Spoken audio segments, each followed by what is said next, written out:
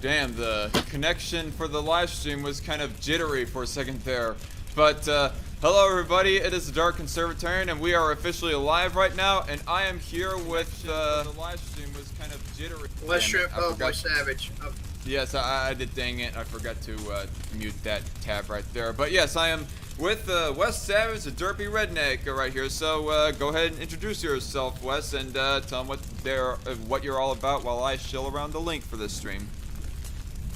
Well, I'm, West Shrimp. They call me Shrimp Cowboy for years. Since back in my gaming days with TF2. I do various different. I'm getting into a little bit more political side things. I mostly did science stuff. I dabble a little philosophical topics occasionally. I did song covers, and I'm also the host of the GPPC or Gameplay podcast, where I do retro game podcasting. Obviously. Hence the title. And I dabble in all kinds of controversial subjects ranging from social science to various topics, to including herbal medicine, to pharmacology, to physics, all the way to shit like this. Like this book here talked about, one of them. And you see me while I'm playing the Zelda or some other kind of game I'm doing a series of the long play. I thought this pretty dank book. By the way, I don't know if you're noticing it or not, but you're kind of inverted right now on your screen. Ah, shit. Well, it is what it is. Like, the text was backwards right there. It said something, I thought it said something like communist locomotive or something like that. No, compound locomotive. Compound locomotive. Alright. So, yes, as you guys can see by the title of this live stream, we are talking about everybody's favorite subject, the JQ. No, I'm joking. Joking. No. That's a loaded one. That's a loaded question. No, in all seriousness, no alt-right-ish sort of rhetoric being talked about. No JQ issue on this live stream. We're going to be talking about specifically about the state of Israel itself. Disclaimer, anything that is said about the state of Israel in this live stream, and frankly last live stream of where that, or 2 live streams ago where I interviewed Aircraft Sparky, there is like no hatred, of course, towards the Jewish state of Israel or anything else like that. Mostly, the reason why I did these 2 live streams, the one with Aircraft Sparky and this one, is because Israel seems to be one of the hotly debated topics within my Discord server, and I thought I'd get some of it aired out on a more public sphere than my Discord server. So here we are. And actually, for one thing that I forgot to ask before we get into the actual subject matter, Wes, you call yourself a Hoppean panarchist, right? Yes. Alright. I do. And if anybody doesn't, you go ahead and explain the basics of it, of what that is.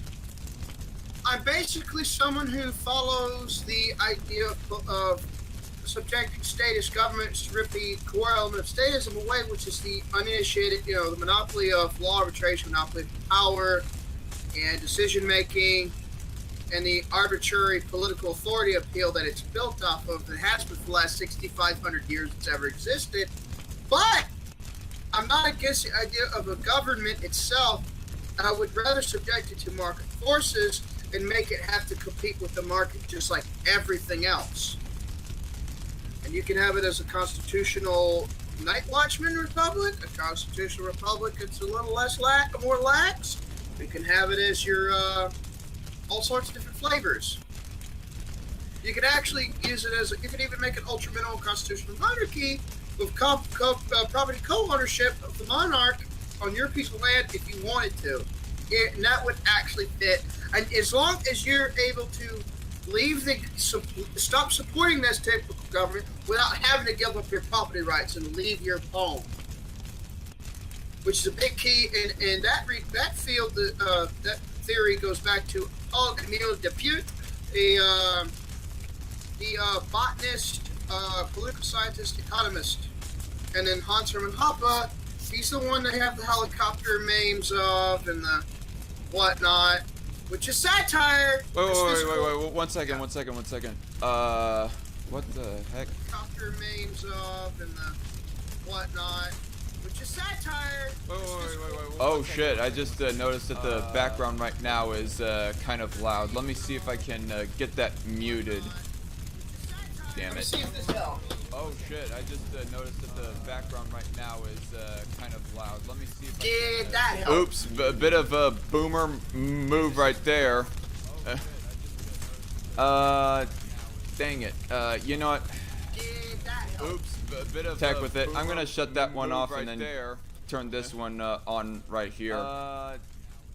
Sorry everybody. Yeah, you're right. It was a little bit loud right there, honestly. I mean, it wasn't like super loud, like it wasn't completely drowning out, but it was like almost as equally loud as you and I were. Sorry about that. That was my AC unit. Ever since I watched it, cleaned it out one day, the I don't know what happened, but it started getting noisy ever since like that. Sorry.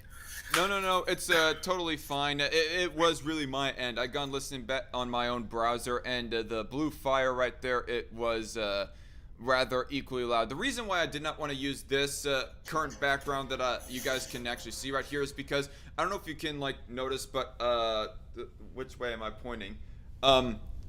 If you see right there, more in that corner, don't know if you can see me pointing right now, but more in that corner, you can see where it kind of cuts off on the blue fire. So I was like using a plain old blue fire background at first there, but eesh. But nonetheless, yeah, so was there something more that you was that I actually got one question about panarchy, and then we can like move on to the actual title subject of the stream, if you don't mind. Yeah. So basically, the way that I heard it explained by you right now, and heard it explained in the past for that matter, is that panarchy is essentially, for lack of better wording, a voluntary sort of government. Just it does not coerce people out of their money to be taxed or whatever. Yes, you could sign a contract to do whatever taxation based on what government system you want. It basically, pan means any, and anarchy means government or central or ruler, meaning anybody should be allowed to go. I think Philosophossum also explained it quite similarly to me, because Philosophossum is a panarchist too. Right. I had to like interview him sometime, but the next two live streams are going to be with and the couple of for lack of better wording, commies that we talked about on the One Capitalist special, you know. I use that as a term of endearment, by the way, if they're listening. Hard yikes. You were saying though, Wes? Also, but in my theory of panarchy, I'm also a bit of a Konkinian, as in I have agorist ideas as well, because I think agorist counter-economics could serve as one of the counter-regulatory factors to keep panarchies from becoming states. I also look at Hoppe's covenantal communities and ability to physically remove others and their property, or remove others from the social order of your or governing body of your choice, whatnot, if they're trying to subvert it or if they're trying to harm it or do damage to it, whatever. I think these are also counter-regulatory factors in a panarchy model, should you go for a panarchy model, if you don't want to go the outright full anarcho market model. Right. I guess with further consideration, I could like eventually call myself a panarchist, or at least in theory, but for right now I am like overall ignorant about it, so but that's a subject for another time. So right now, subject of Israel, y'all, as I kind of did the little briefing right then a little bit earlier when the blue fire background was a little bit louder.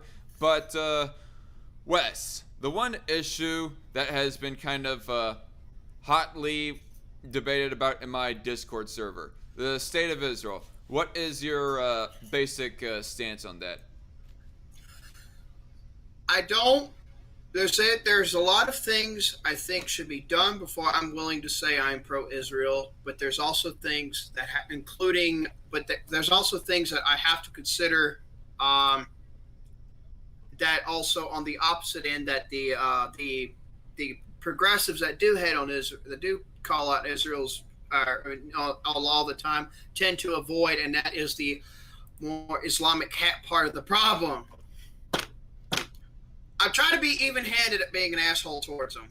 If you want to satirize my position, if you want to satirize it. And no, merchant, I would probably say Coomer Khan. I don't watch porn that addictively, but. And I would also make a wisecrack about asking Ben Shapiro if he actually debated about with his wife if she came or not in bed, just to piss him off. He can't get that pussy wet as I don't know. I was trying to make a WAP joke, but you get my drift there. I know what you were trying to do. It's easier said than done. Trying to convert that to something funny. But nonetheless, so I guess to clarify on your beliefs, you're not. You said earlier when we were off air that you do not really call yourself technically anti-Israel. Do I have that correct? No, you're correct. All you're right. Absolutely correct. You're just considerably more critical of Israel than, quite frankly, most people in the United States are. Yes, and I'm also I try to be even-handed with the Hamas and the Palestinian equation too, because I look at them as shooting themselves in the foot since they elected Hamas and all this other stuff. You know, the adults voted in fuckers like Hamas and these other groups, and then you have the fact that there's a lot of people that want to use the Muslim caliphate, use the getting rid of Jews, ethnic Jews out of Israel to establish a Muslim caliphate. If you're going to make a solution to actually stop conflict, you need to deal with them cocksuckers just as much as certain challenges I would list on the Israeli part. Right. And I'm going to get some shit on for saying some of these lists, but I'm going to be very honest with you, and I'm not going to lie. I have certain reasons for each one. And I also cite certain people's and certain historical documents, and I even have books. Well, I'm a pirate, fuckers. I'm a pirate. I'm a little aggressed about my fucking reading. To sort of clarify, you mentioned something about people doing something about that whole conflict right there, the Israel versus Hamas conflict. I mean, you were just stating on the possibility and on how other people advocate for some kind of intervention in there, but you don't advocate for any sort of interventionism between Israel versus Hamas, do you? Technically, no, I don't, because there's certain, like I said, there are certain criteria I would like to be met before I even condone it. Right. But before I condone interventionism, because we do send billions of foreign aid, and that's kind of shooting us in the face at certain elements. For instance, there's that's another.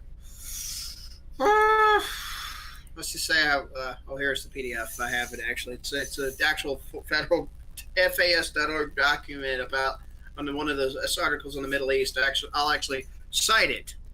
All right, I might go ahead and cite whatever you want to share down in the description box below after this live stream is done, if Yes. I remember that. So when we were mentioning interventionism just right at that second, you were mentioning about foreign aid. Now, I personally, I don't think I advocate for foreign aid at all personally, but on the front, I commend that. When I go asking about intervention, though, I go thinking like getting the UN involved or getting any sort of military presence involved, kind of interventionism. You don't advocate for anything along them lines, do you? No, because the UN tends to be a bunch of hypocritical fucks. Same with the WHO, the CDC, the FDA. I would openly say, hey, somebody wanted to carpet bomb the FDA. I'm not going to stand back and say that's wrong. I'm going to sit back and eat popcorn. Might actually jack off to the scene if my jollies get off. Oh, jeez. Calm down the fucking edge, or else I go to get another strike, motherfucker. I'm already in the midst of one strike right now, all right? Hey, that's That's how much I hate the FDA. The fact they delayed the coof testing for 2 weeks. Fuck them for that. I'm serious. Right. You're talking about the FDA testing of the vaccines. Yeah, I get No. The actual virus in February of 2020 when everybody started going, oh, we got to lock down. No, they delayed testing deliberately for 2 weeks when everybody else is doing it. Even the killing party. Right. Even the CCNP, as I call it, which means Chong Nazi Party. Which is what I call it, because that's what you call a synthesis of the worst of Han Dynasty, Mao and Hitler in one, ready to fucking fall because it's too big, and try to transition to an autocratic system. Mandate of Heaven's a motherfucker. All right. Right. We're getting like a bunch of live chats that are kind of stacking up here a little bit. Nothing really questions. A libertarian Sith says Wes ain't no commie. No, that's not what I was who I was referring to when I said commie. And they one of those people at least is not technically a commie, but nonetheless I was just using that as shorthand. But nonetheless, so obviously no interventionism of any kind, not UN, not foreign aid really, and not and certainly not military. At least that's all I'm getting here. But so ultimately, you would say that you had never at any point advocated for the abolishment of the state of Israel, not in the immediate future at least, have you? No, in fact, I've advocated for a 2-state solution. In fact, I was actually working on a piece with Executioners, a little booklet. We haven't dabbled back into it. That's when I first peddled the idea of my little idea called market regionalism, where you use regionalism, self-sufficiency, self-sustainability, and localism and whatnot to enhance regionalist political policy for the regions to help people instead of tariffs and the gripper monger bullshit and so on and so forth. And yes, distributors could actually bank on this. Yeah, get out of here with your Gary Chartier commie shit, but still, I agree with some things distributors have to say. But, But so yeah, obviously, ideally speaking, you as a, well, not a full-on anarchist, but a panarchist at least, you like edge very close to being an anarchist, at least to where that I don't think it's that far of a stretch for me to say this, but ideally you as somebody of that kind of person advocate for the abolishment of all states as they stand in general, just when it very much so. But Israel, compared to other states, you do not have a higher priority of wanting them abolished as compared to, say, China, for example, or Iran or Saudi Arabia or anything else like that. Not long term, but immediate term. I would probably say in immediate, like short term, but I'm not so worried. I would say China and Iran and a couple of places for certain, and Saudi Arabia for certain reasons, but.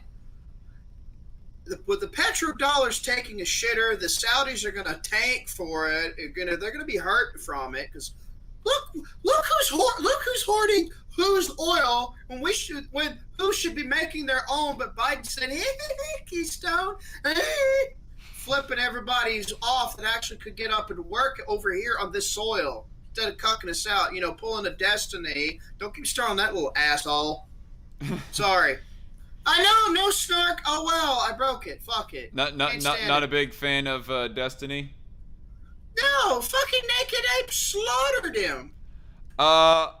If you can get a copy of him debating Naked Ape or something, I'd like to see that because I haven't seen a whole lot of Naked Ape. But honestly, there's a whole internet archive of him. I will link that to you, and I will find the upload. Okay. Mirror of the debate. I will find it and then I'll link it to you. In fact, I might download it myself. In the recent year and a half, though, I actually personally have been becoming a little bit more and more of a at least casual fan of Destiny.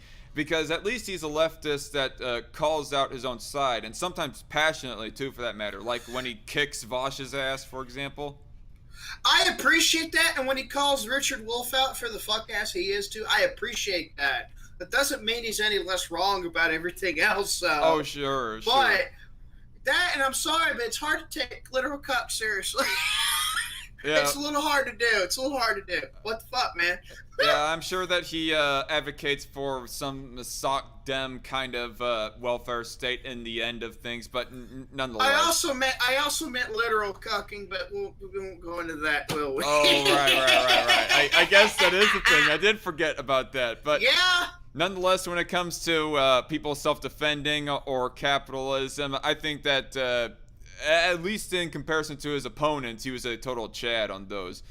But nonetheless, getting off of that a bit, and speaking of Vosh, so you would have a massive disagreement with Vosh, let's say, for example, when he goes saying that it would be better off if the Muslims just ransacked and literally genocided all the Jews living within the state of Israel. I have just as much a disagreement with that as just pushing Palestinians out. And I can say something about it because we do send foreign aid. Some of our tax dollars do go to their shit. So anyone who wants to say, we shouldn't say nothing about it, I'm just going to have to say this. Bing! I will say what the fuck I want. And every one of us has a right to say our own piece on it because a little bit of our tax dollars goes to some of that. By the billions of last time I checked. Right, so obviously disagreeing with the whole idea of deporting every single Palestinian heritage citizen in the state of Israel. I guess that'll be a good segue to my next question. What did you think of the overall live stream and conversation that I had with Sparky last week about the state of Israel? Do I want to list the issues I saw and full blast, or should I tame it down by 20 notches? Because I have a list here in text file from the first 35 minutes of where I had to disagree strongly with. Oh, okay, so it's quite a long list, huh?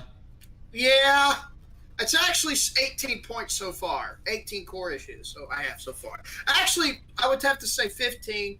I think there's like 3 of them I concede to him on. Say, for instance, the colonialism piece. I agree, it's the best thing that's happened in different places. And let me expand on that and factually say that the genocide attempts are not the majority of the deaths in Native Americans. The fact that Europeans at the time were riddled with fucking disease, so they brought out, and diseases killed a lot of them in big swaths.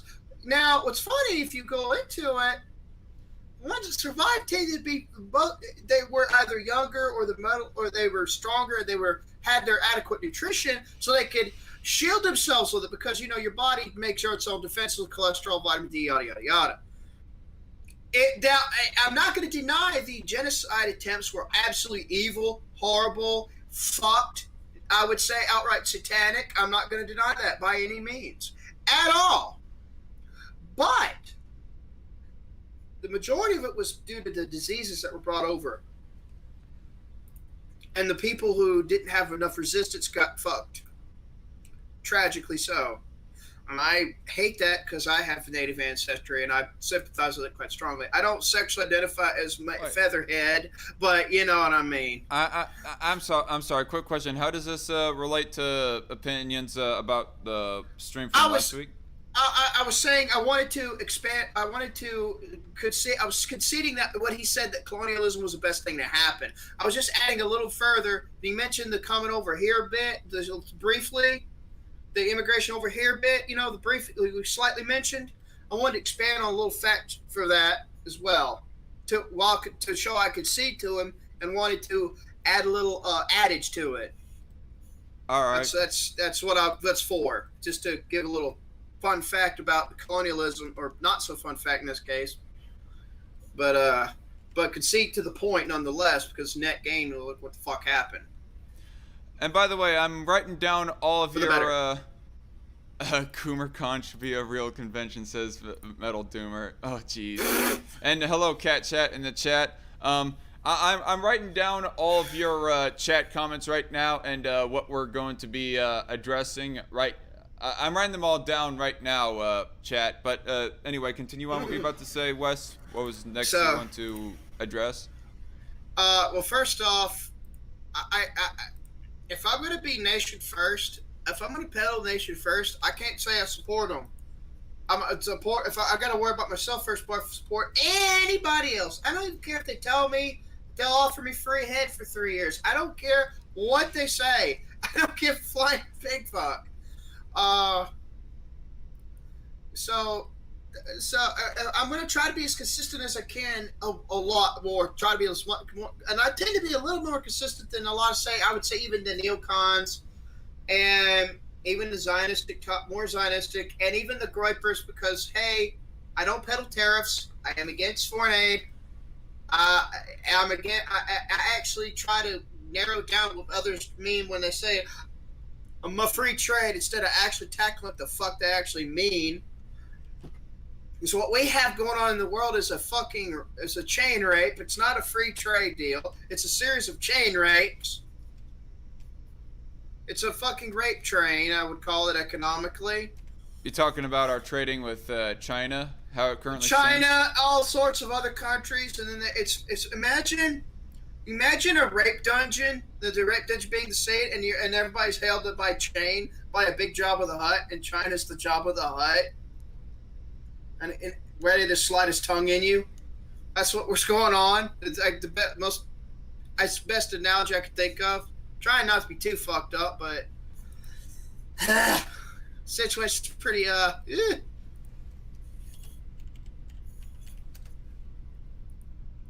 know I have a fucked up way with words. Trust me, I'm aware. Oh, I was just mostly waiting on what was the next bullet point you kind of wanted to address, because you said in DMs, like, I'm not mean to like well, what was the one point that you said that I did good on addressing in that live stream? When you were trying to be as consistent as you could about addressing property rights as often as you could, and trying to be consistent about that. Second thing I appreciated was when you was looking to talk about the story about the people, the Palestinians being kicked out of the landlord thing. Was it actually the landlord story? Was it actually that, or was it not? Yeah, I mean that's well, I guess the article did not explicitly say that it was the landlord itself that kicked them out. I would say that ultimately, overall, if they were skipping rent, me personally, I will say that it's justified to kick them out just in general. It would be more preferable if it was the landlords themselves as opposed to the government, but yes, that right there, that try to be as consistent across these situations as best possible. But that's another one. That's the other thing I was saying I highly commended throughout the whole thing.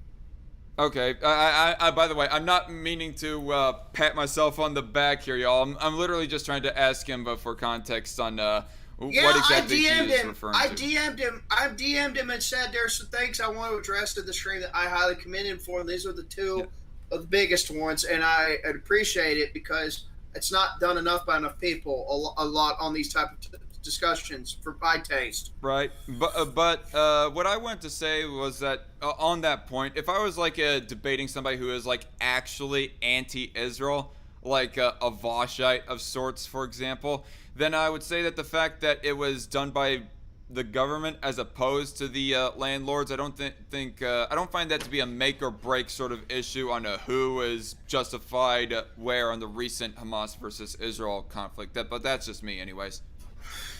Personally, I would say if it was a landlord situation, hey, hand it over. I got to keep this shit afloat, asshole, or get the fuck out.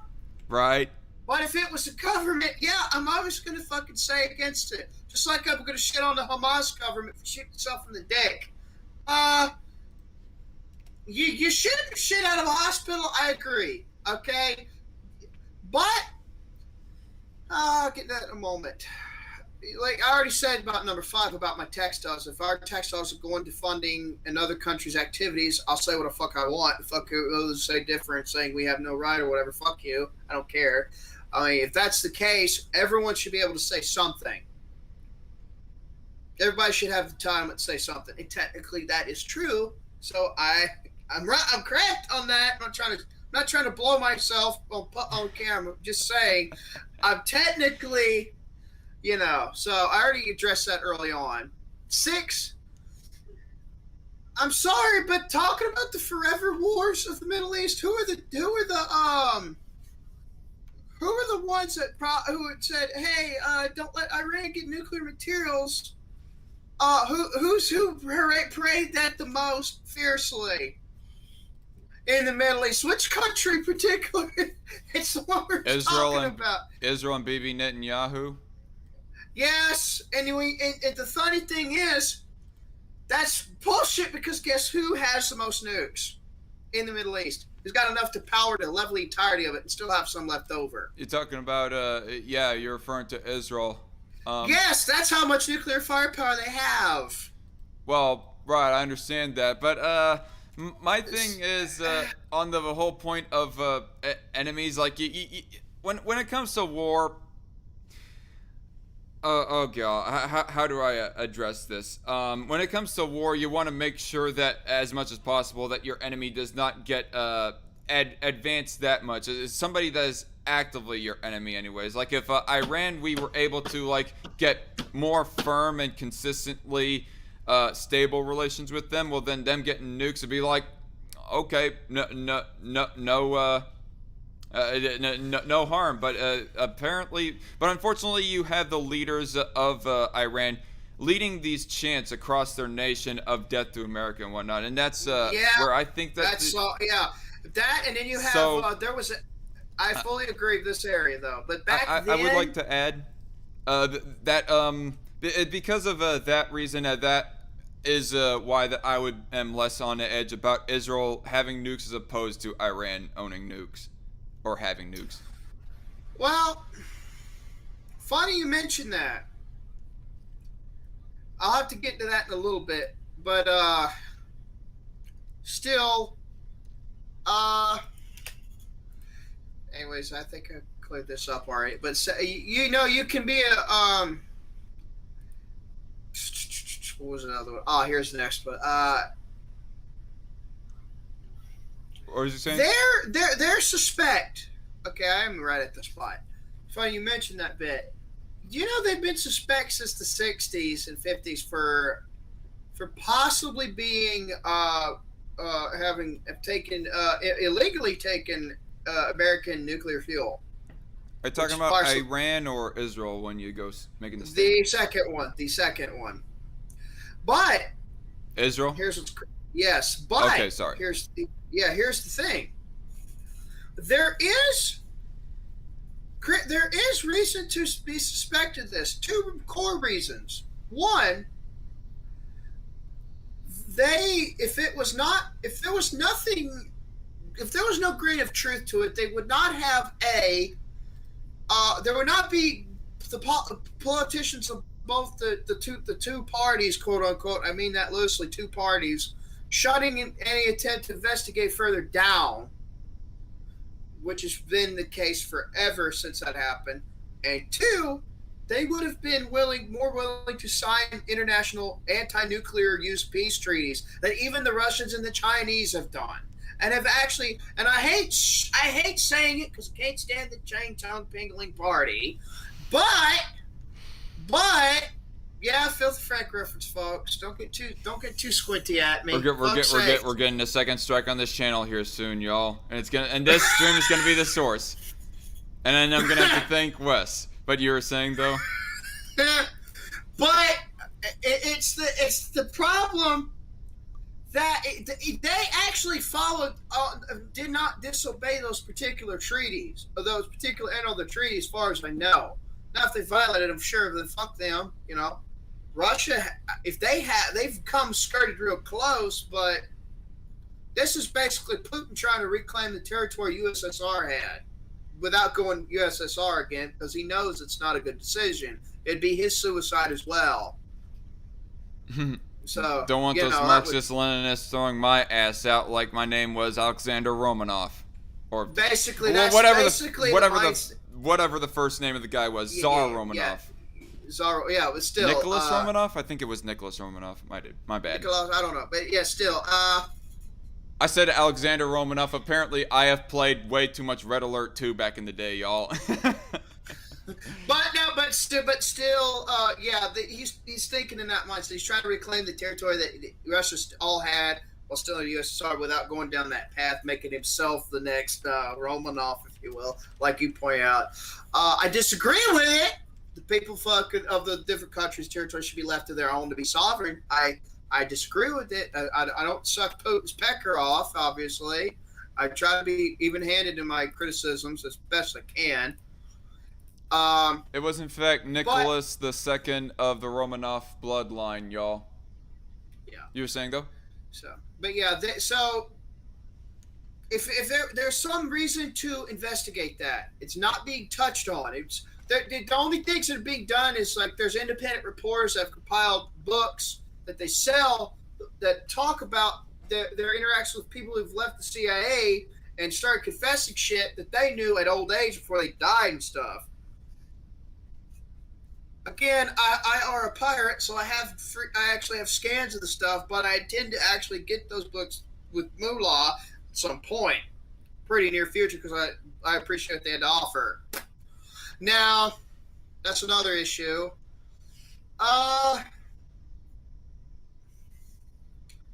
This is one I had to write, actually, had to put out. This next bullet point of yours?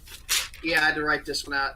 Yeah, when I was talking about the innocents getting killed and all that stuff, and about war and stuff, the nature of war.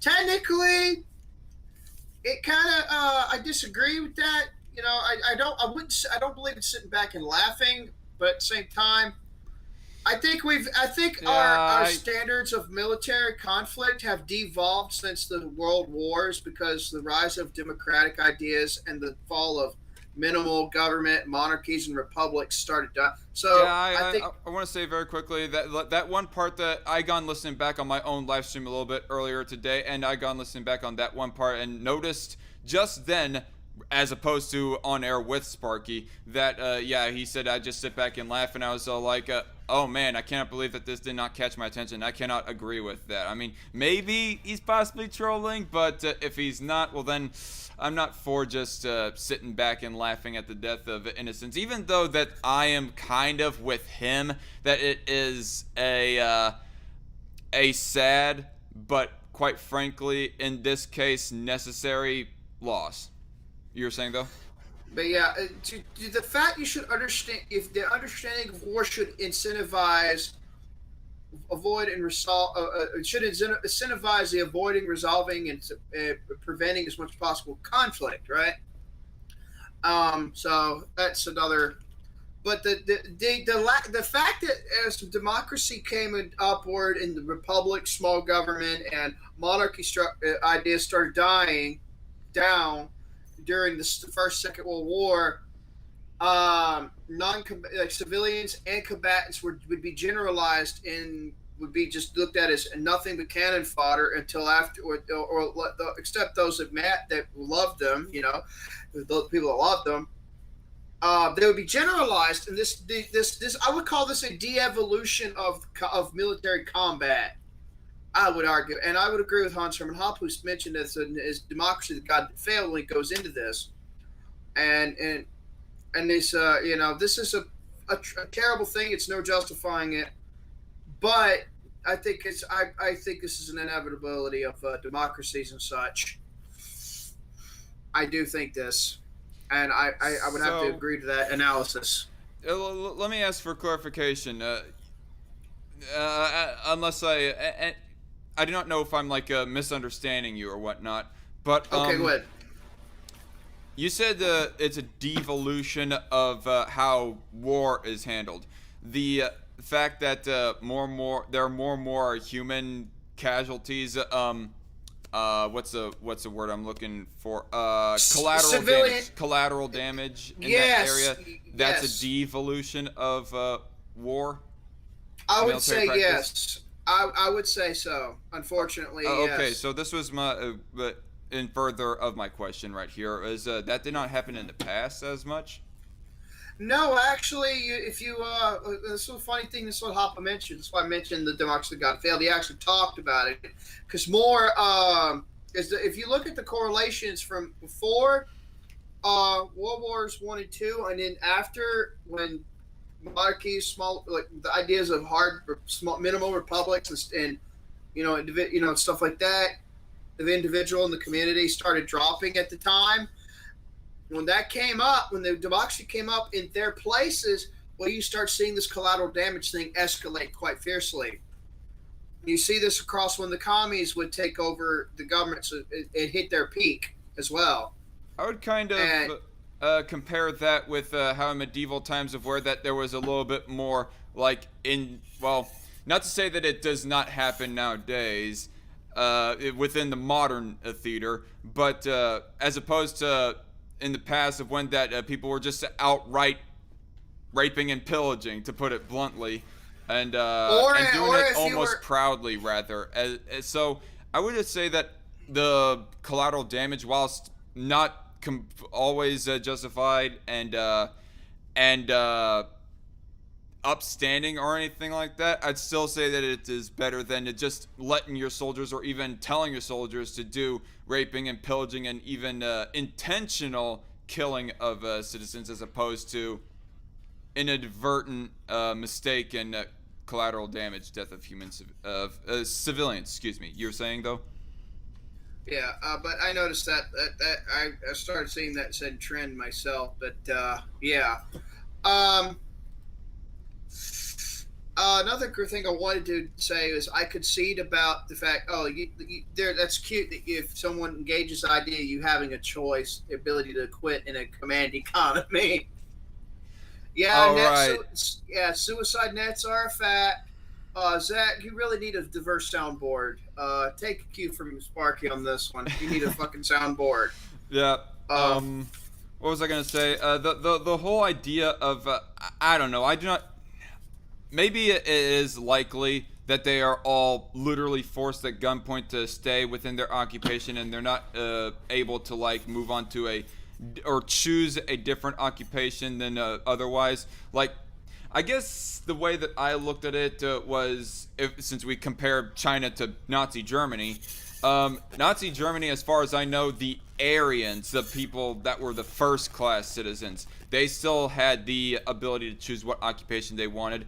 In the same way, I presume that the ethnic majority of China, that being the Chinese. And by the way, I'm getting a whole bunch of static on your end with the microphone. I do not know what it is, but nonetheless, I presume that it was kind of the same way, and how the ethnic majority in China, they're able to just. I'm hearing it again. Are you guys like hearing that as well as I am? are you guys hearing the staticky shit? I don't get it. I don't know, but I'm gonna try to continue on with my point here without letting it bug me so much. But it's just that the actual ethnic minorities of the appropriate countries, of where that they are literally forced to keep on working for their appropriate parties. You know, the Jews within the internment camps, working as slaves in Nazi Germany, in the same way that the Uyghur Muslims in China are forced to work. I just did not know if it's like a fact or not that they are literally forced at gunpoint to stay within their occupations. Something It depends. It depends, I think. Yeah, it's definitely. I tell you one thing. The Chinese, the CCP simp on Jimmy Dore said, "Oh, there's no homeless in China."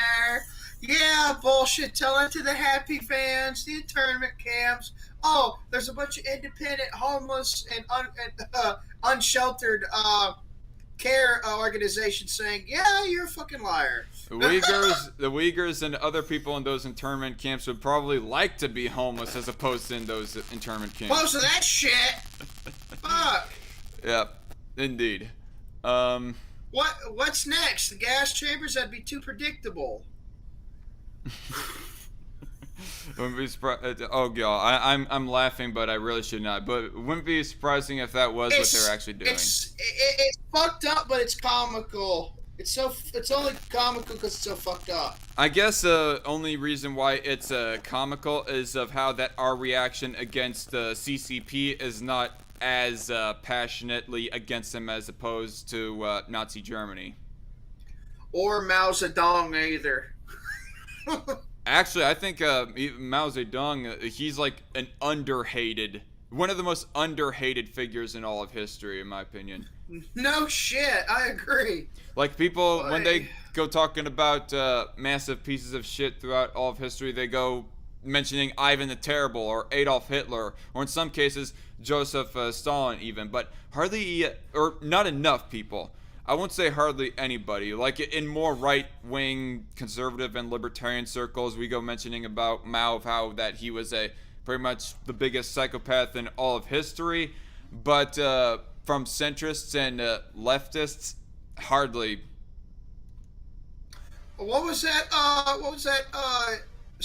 Famine, genocide, the Holodomor, or whatever the fuck it was called. Holodomor.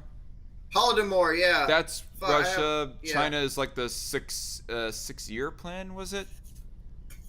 I think it was the six-year plan, and that was when that Mao induced his own famine in his appropriate country.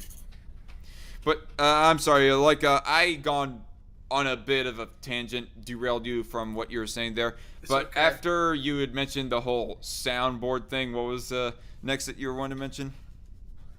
I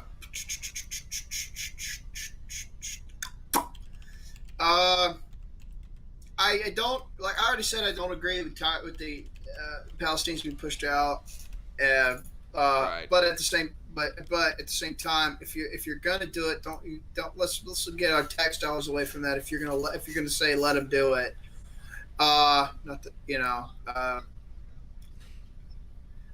let's see. I concede to the issue about the slavery labor addiction.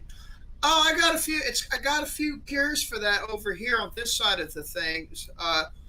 Get rid of payroll tax. Get rid of minimum wage and surrender it to non-corporate, ideally type unions and fucking private guilds. Wait, 1 second. So that we'll actually have the. Sorry. First of all, T. Douglas McIntosh wanted to say, "Yo, tell Wes Osmo says hi." Or you saw that. But yeah. Repeat your last sentence. So you kind of broke up for a split second there. Couple split seconds. I said I got a few solutions to the slave labor addiction problem. First off, get rid of minimum wage away from the government completely. If you want a minimum wage, do the actual Scandinavian model, not the shit Kyle fuck-ass Kalinske or David fuck-ass Pacman will fucking lie about. Actually do it through either ideally non-corporate, emphasize that term, fuckers, non-corporate unions or private guilds, and have them do the medium exchange between businesses and working people and make a fairer wage bargain. Oh, let's deflate the money a little, fuckers. Let's get the monetarists and the Keynes tards out of the shit. Or better yet, how about say this to the central banking? Let's do free banking for once so this shit will actually happen. And so that's what you would prefer that we do before we ever having to punish people for trading with China and whatnot?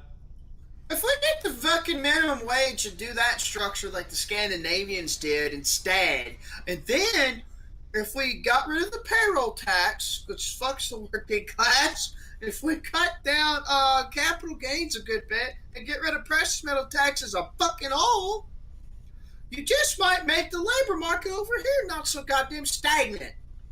Right, so people will want to bring you back their jobs. That's one thing that we all wish that Trump would have or could have emphasize it a little bit more, but unfortunately he isn't actually principled, doesn't know hardly a lick about libertarianism, and so he just went on about free trade, fair trade, tariffs, and all that stuff.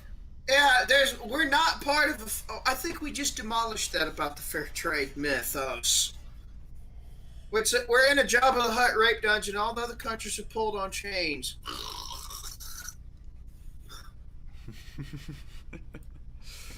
But was that about all that you had listened to back as far as the live stream goes? Well, there was only a couple more. I think that I hate to break. I don't hate to break this. Why would I be lying to say this? I don't hate to break this to, but when it comes to property, it's not might makes right, because it's not what he said either, which is very similar to what Esso tried to peddle to me in that attempt at a debate that was an absolute fucking failure. Same type of take. The only legit way to actually get property is whether it's the ancient societies that built the first societies in history that had these things before governments are a thing, or all the way through the various, like Gaelic Ireland, the ancient Native American tribes, three that came together, made a precursor, a market anarchist society, where we call Northern California, to all the way to John Locke's ideas or homesteading, which be homesteading, labor and time instilled into a section of land. You take the proof that you did it to someone to get a deed or sell or trade or buy a deed or something like that, proving you did those things. So with hard evidence to do it. It's the only legit way to get property. That's what legit property rights are. When you go referring to a point in that live stream of that is essentially the equivalent of might makes right, are you referring to the one part of where that he was talking about how Hamas is not enforcing that hard their own jurisdiction over the West Bank, and technically, go on. I was saying when he's talked about what was the fucking exact wording he said. I thought I had it top at the end of my tongue. It was basically he said. Let me replay that section. Oh boy. Give me a moment. All right, so yeah. Check out on the live chat here a little bit while you're doing that. It's all right, Metal Doomer, by the way. Libertarian Sith says in the live chat, but without taxes, how will he fund public health care and public education? Right? I wouldn't. Right. I'd leave it to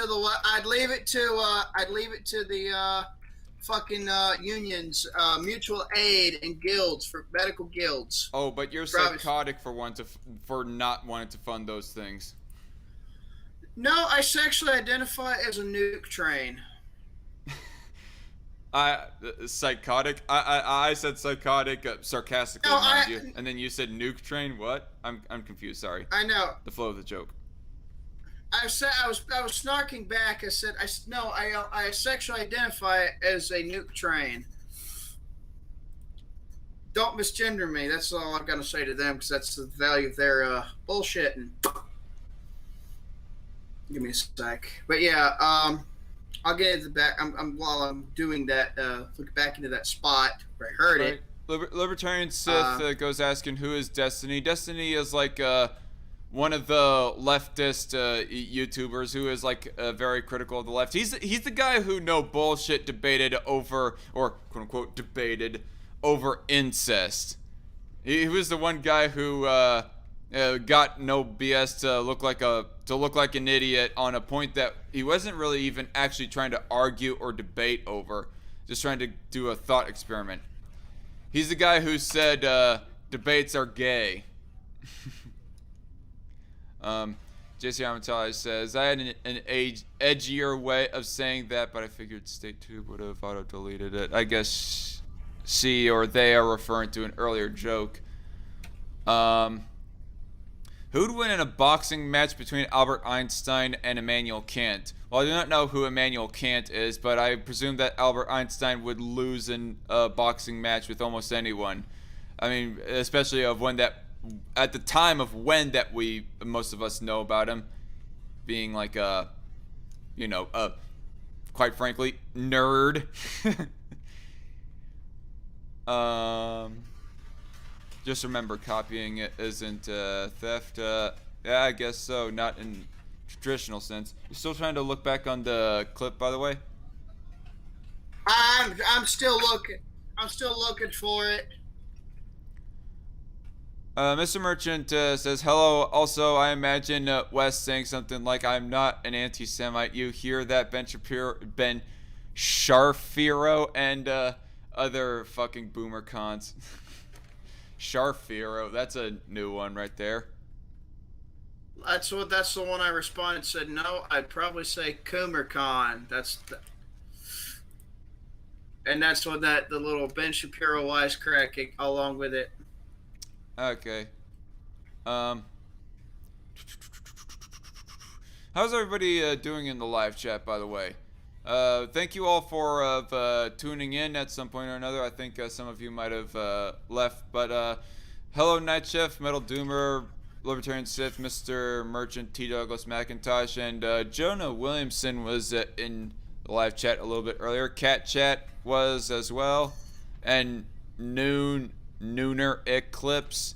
Thanks for joining along as well. And this guy named Liberty or Death Inc.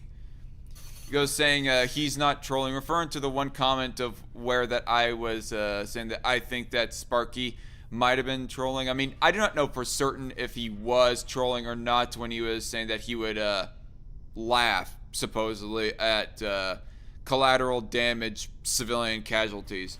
I mean, I'd hope that he was trolling, but I'm not going to completely rule it out that he was not. But nonetheless, I just... I'm trying to presume as much good faith in Sparky as I can. Although sometimes, honestly, he kind of makes that hard. Not, but hey, that's Sparky for you. Cat Chat, the stray cat. No. That would be Mikhail, the stray cat. You combine two people into one, Mr. Merchant.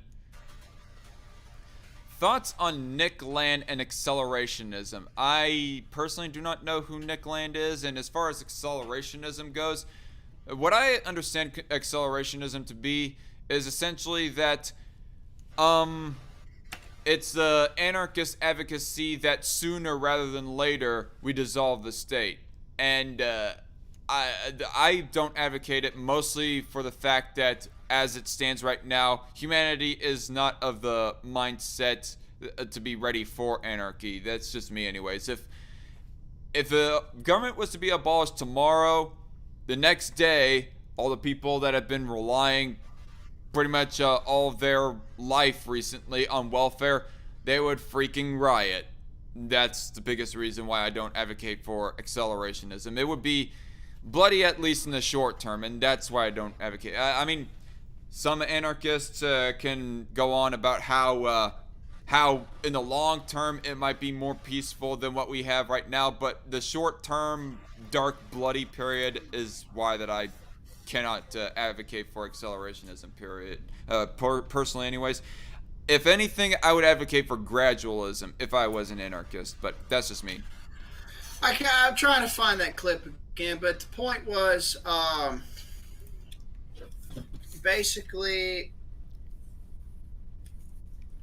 he was talking about property and how the way that they have its legitimacy and all that, talking about force, it was violence. I think you might. I'm pretty sure that you might be referring to the one point of where that he said that technically Hamas, Palestine is not a real country because of the fact that Hamas hasn't like fully enforced their own jurisdiction over that land, and how he was saying that technically it's still under Israel, just Israel hasn't been forcefully pushing out of the terrorist element within that area, that being Hamas.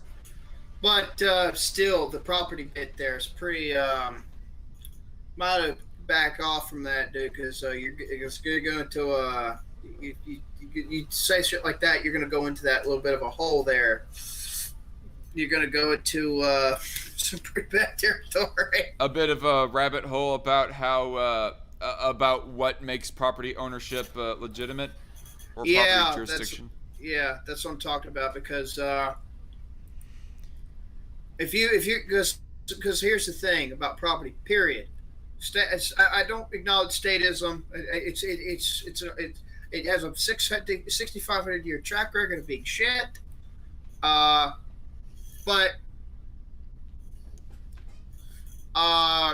essentially, what is the core thing about property norms? That's in goal. What is one of the main goals of property norms? Can you tell me right off or what? Try me. I would have to. I probably have to find a more articulate way to explain it, but the purpose of it would be so the person can one, live on, and two, be productive on as well. Well, there's something just as important. So as to use that land in order to sustain and improve life for themselves and possibly their fellow man. Yes, but there's other things just as important that property norms will do, or meant to do by design. Minimize, prevent, and suppress conflict over scarce resources. In other words, offset violence. Okay. So that's what property norms attempt to do, because you're always going to have scarcity over certain resources. Property rights, property norms are meant to help suppress and minimize conflict as fairly as possible over those scarce resources. But what you said is also just as true.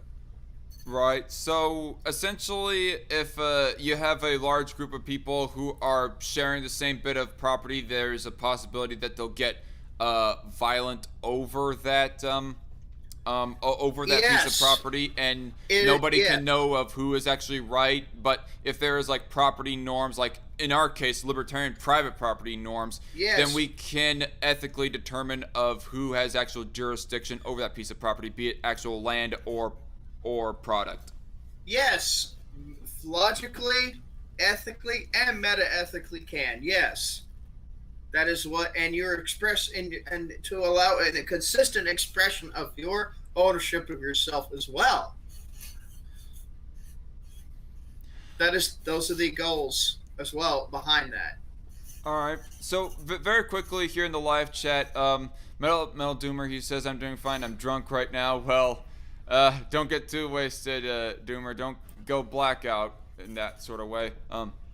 Excuse me. But T. Douglas McIntosh says, Nick Land's version of accelerationism is a lot more complicated than that. He talks about stuff like intelligence explosion and talking about how capitalism is AI and other things. Nick Land's accelerationism is less about accelerating towards a specific goal, but rather about change and how it's always happening and how the rate at which things change is accelerating.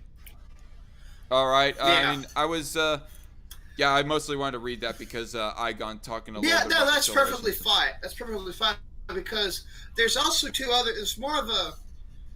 He originated the original theory of accelerationism. Everybody even the commies all the way to the agorist types, which are, Konkin followers, absolutely. They pushed left, what they call left accelerationism. Mm-hmm. The right wing accelerationism goes into a bit of what Osmo or Mr. McIntosh talks about, and I ascribe to right accelerationism as well. It's more to accelerate towards free market capitalism, which is the answer to the most problems, and you use it as a baseline to do other things around. And you could also call it, if you wanted to emphasize Rothbardian, which is ethic, which is non-proviso Lockean libertarian property ethic. That's where it comes from. Rothbard modernized. That's why it was called Rothbardian property ethic. And the Austrian school of economics through Rothbard furthered the libertarian movement into its modern form through Thomas Woods and so many other intellectuals. Yeah, he basically also did something very paramount. He demonopolized the word libertarian away from the communists, starting with the French commie Joseph de Jacques of 2 years short of 100. That's funny. For some reason, you went really quiet for a second there, and then you gone back to normal. I All don't know right. what that was about. I mean, it's back now, and I heard your general point, but all the same, Yeah. thought I'd just let you know. Thank Um, you for letting me. Yeah, that's something to point out. so we're kind of going back and forth a little bit about between the issue of anarchism and the different facets of it, and the state of Israel. But I guess to get a little bit more back onto the issue of Yeah. Israel specifically. So Yeah. obviously we set up of how you feel about the state of Israel and what you want done. Like you're not as passionately against it as Voshites or a lot of fire-breathing leftists are. So anybody who wants to say that Wes Savage wants the destruction of Israel, they can shove that straw man up their ass. I could list a couple names, but like I said, I'm not gonna be a little shit tonight. I'll be a good boy. Right. But just in general, no strawman. Like epithets aside, no, get rid of that. Quite bluntly, strawman. But nonetheless, what do you think is or I think I've heard you say before on this Discord server and whatnot that Israel is not our ally or something like along those lines. Am I correct in that? There are certain things that Or they need to should be not done. be? I do not see them as a proper ally, but I think it's a potential to make that possible. But there's certain huge changes that have to be done. Grant Smith's mentioning about the lobby groups and other things is one of them. I mean, yes, you could talk about the Saudi Arabs and the whatnot, but they're the size of them dwarf in comparison. I'm not a fan of either fucking one. Oh no, I personally wasn't gonna play whataboutisms. I mean, I know. I'm just saying for those out there so they can know, so to keep, I do that to minimize wiggle room across the board. Not you. It's not. It's just something I've burned myself. I got burned into doing out of habit. Sorry. Right. I presume that you think that the alliance with Israel and Saudi Arabia are almost as equally, if not Arabia, a little bit more unholy alliances that should not really exist as alliances. I'm not going to say that. I think that there's a lot of problems, but I think they need to be addressed before I could consider them. For instance, I think if you're going to criticize Israel, I think get your Israelis. If you don't want people criticized, sorry. Being involved with the ADL is technically a violation of our Constitution. This is why involved with what? The ADL, the Anti-Defamation League. They've been caught multiple times at the Anti-Defamation League, like hate speech and shit, hate speech charge. So they're pretty guilty of that. The ADL, they go suppressing any sort of anti-Israel talk. Is that what you're saying? Well, they tend to go after people who do it quite venomously, and it lines up. There's narrative incentive alone for it. So. I haven't heard many. I'm not going to like full on doubt you, but I'm going to be serious. Like I haven't heard many examples of that. If you have some anecdotes or something that you want to share to me as well, I'll go ahead and look at those and link them possibly in the description box as well. I will find them again and I will link them to you. But yeah, I do want to say, even though that I am more or less leaning pro Israel, I do think that it's rather ridiculous when somebody like Ben Shapiro wants to cry anti-Semitism when you're even just a bit critical of the state of Israel. Anyway. Well, that's the identitarian card. This is something that regressives love to grift off on. This gives them ammo. Yeah. It gives them grift ammo. Don't get me started on that shit. The other thing I would like to consider... I believe that Thomas Woods was right to say that Shapiro is a little bit hypocritical in the whole identitarianism for no one except for Israelis. Yeah, him and Dave Smith were sweethearts compared to me about Ben on the past. The next thing is, I'm gonna link this too. Can we stop calling the Palestinians Arabs? they're ethnic Jews too, and an Israeli Jew geneticist figured this out, and by doing blood tests on the bodies and so and live people. Okay, I Hmm. think it was both, but I might have been just live people, but still, I'll link that too. I'll have it. So Three. they're the descendants of Isaac as much as the Jews are. So that Israeli geneticist found out. Yes, they are. They're not like the descendants of the other son that Abraham had with the slave wife. I think honestly, I'm not sure. I know that they do have Israelite the same genetic markers in them that they test Israeli people for. They're other ethnic Jews that come in that immigrate there. Okay. Um. Like I said, I will link the shit. The I will link this stuff. Three. I think just let that investigation on the on the nuclear fuel thing happen. Just let it go. I mean, if it makes sense, because if it did not do it, it just clears them. If there's nothing to go on, okay, we got a nothing burger. Great. By them, But as far as clearing them, are you referring to the state of Israel? yes, I mean, Okay. if because why did the reps and Dems have the have shut that have the power to start it, shut it down every time, and then if it's not true, let's do it. Let's do an international. Let's do an investigation and then just prove it and get it out completely out of the way. Mm-hmm. Don't reason, Four, I'd say four. I think we need to fix our lobbying laws. We need to worry about us first and only us when it comes to lobbying. So an expression of the First Amendment that's promised to be protected only with under certain conditions for this country. Five. Uh,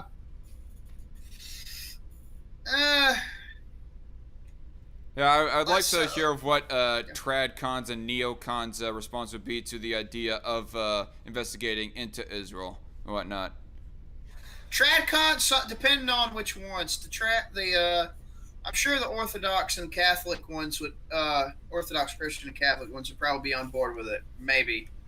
Uh, Okay. I guess when I say trad cons, I'm meaning people that are a little bit more of the mainstream of typical normie, traditional, social, traditional, evangelical conservatism, being gay is bad and so forth, as opposed to, I guess, your kind of trad con. Well, you're not an authoritarian at all in that point, but it does say in your bio that you consider yourself a conservative in some way. So I suspect that you hold some traditionalist views. But I'm just saying that people like you, and even me for that matter, are not as extreme as regular, typical Republican voting-based trad cons.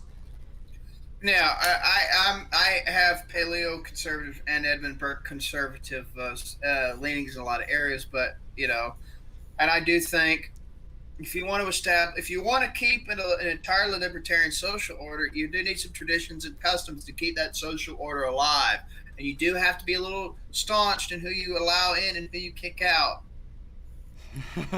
It sounds like that you're kind of referring to the one part of where that me and Sparky kind of sparred a little bit on the idea of deporting Palestinian heritage Israelis. Well, instead of deporting in the status sense, if you join a covenantal community, guess what? You sign a contract to join it. If you don't, go fuck off. If you join and violate it, be gone, bitch. Right. And now that's how that would work. Take your property, take that. We'll even get you a fucking house lifting section lifter.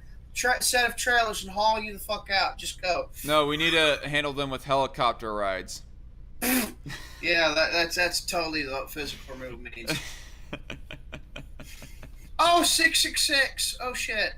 Oh shit! You Illuminati tool, or no? Wait, you're a white supremacist now. That's what that means nowadays. Oops, I need to stop being ignorant normie or whatever.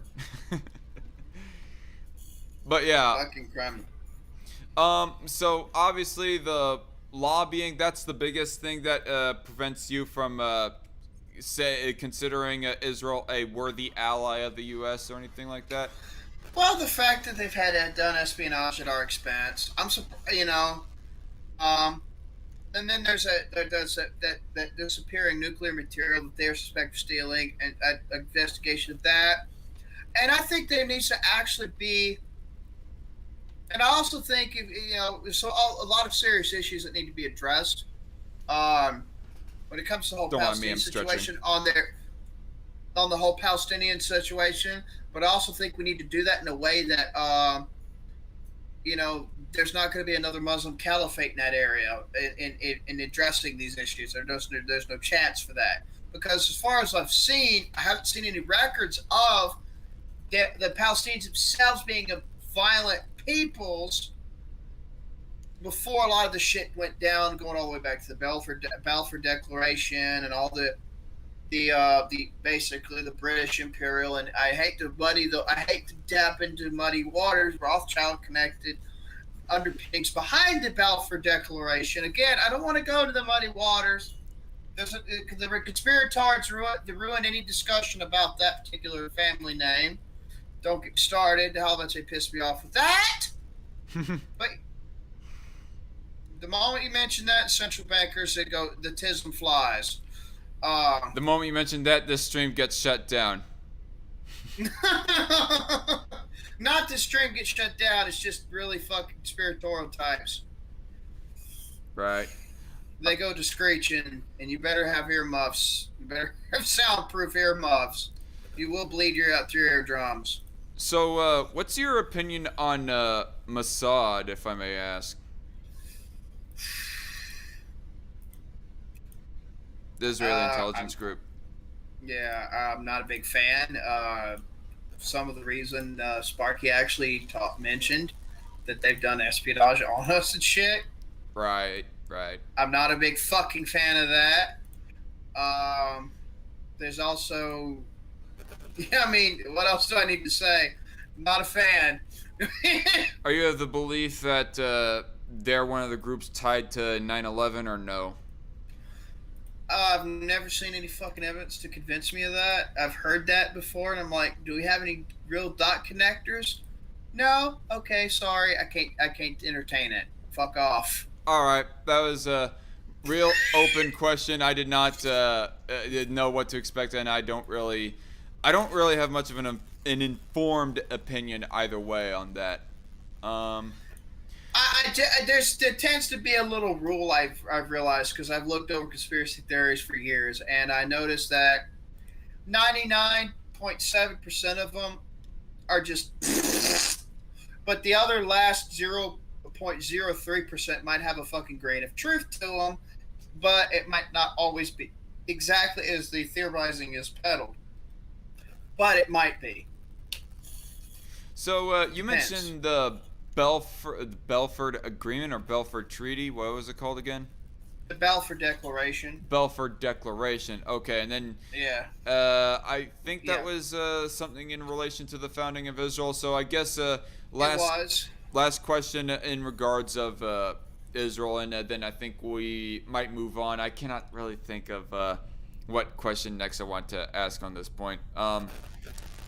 But nonetheless, what is your opinion on the founding of Israel? Are you of the same opinion as leftists that it was illegitimate, or no?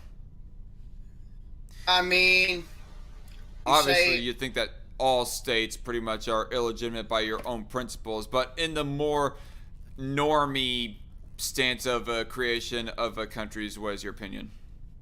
I think it could have been a lot I personally think if we were to found it, I think it could have been a lot better than some Brits and Lionel Walter saying, "Hey, Jews, come over here in this little shithole spot. Come over here. Come on. We'll move you right here. Here's your promised land. Here, we'll give you another shit fingering deal." I think it could have been done a little bit better than that. All right, so you think that there was a little bit of a screwing over of the Israelis themselves, but what do you think of it being a screwing over of the Palestinians, as that's one of the wedges that leftists? I think both got the shit stick on that. Do you think it was stolen land is the same they do? In some ways I could say yeah, but in some ways I'm like, it's more like a group of fuckers made this declaration, told a bunch of people to move over. It's free land for the taking. They were under the being subject to both the British Empire and Egypt, as you already could, It's a fucking, it's a clusterfuck, and it's really hard to say. Or the Ottoman Empire, rather, as well, actually, the Ottoman Empire died out before this happened. Before, right. Well, okay, obviously like 30 years beforehand, but if I was to like go fully off 100% off of Sparky's word, which obviously I would not take this bit of information into a full-on debate, but giving Sparky the benefit of the doubt for a bit here, according to him, it seems to be that the Ottoman Empire had the land of Israel first back during World War I, and then England, they helped in the kicking of the butt of the Ottoman Empire, and then they claimed that piece of land for themselves. And from that point until after World War II, they held that land, and then as soon as World War II was done, all the countries wanted to get the Jews, or at least incentivize and possibly get the Jews out of their countries, at least as much as possible anyways, given the opportunity and whatnot. And so Britain was all like to everybody, hey, here's this piece of land that we have in the Middle East, and it's the Israelis or the Jews' promised land. So hey, Jews, want to move here instead, this piece of land that we hold possession right now? So because of how that land was like taken in wartime, in the same way that Nevada, not so much California, I guess, but Nevada, New Mexico, and Arizona were taken from Mexico in Mexican-American War. So it was not as much stolen as much as it was like a wartime conquest. Yeah, I don't know. I guess there's a better way for me to word it right there. Somebody would probably listen back on this live stream and think of how freaking retarded that statement is. But go on. Honestly, it's a shit show. It's really hard to actually narrow it down for me personally, because I could see the stolen land narrative, but I can also see that these fuckers wanted to go to a place, have a place to go back to or whatever.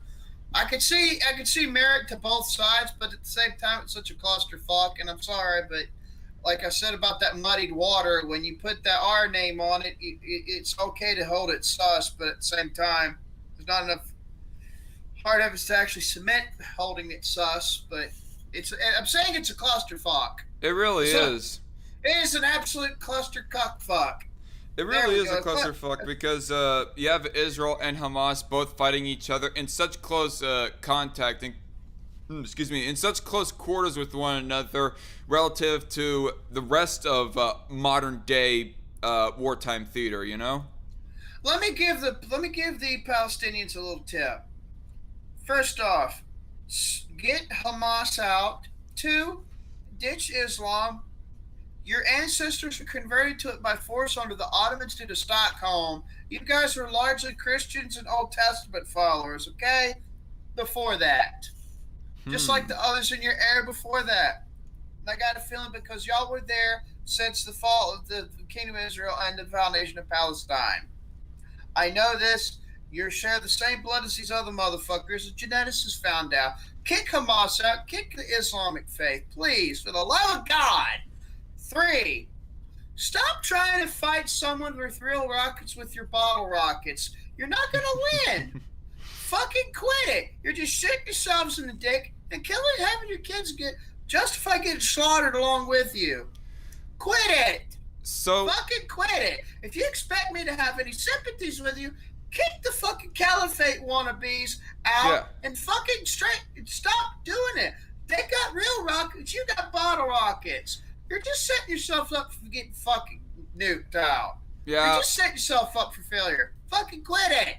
Yeah, I don't know if you got to this point in the live stream that I had with Sparky, but he did pretty much say, and agreeing with the point, that they should like overthrow their own rulers in the same way that America did with Britain back in 1776. I did not see that part, but that we also agree on. That would be the 4th thing we agree on. Right. And it's quite interesting. You go mentioning this one point about how the Palestinians are pretty much of the same bloodline as Israelis, and that they are about as much God's chosen people as the Israelis themselves. So therefore, they both have more or less equal claim to that land. If we were to like take that piece of information, and if there was to be like an investigation into the elections, because that was another point of disagreement with me and Sparky in the live stream, I was mentioning of how that I think, the elections I have a feeling are kind of sus. So how much of the people living in the Gaza Strip actually believe in extinguishing every single Israeli? I'm kind of doubtful. But if the evidence could be found right.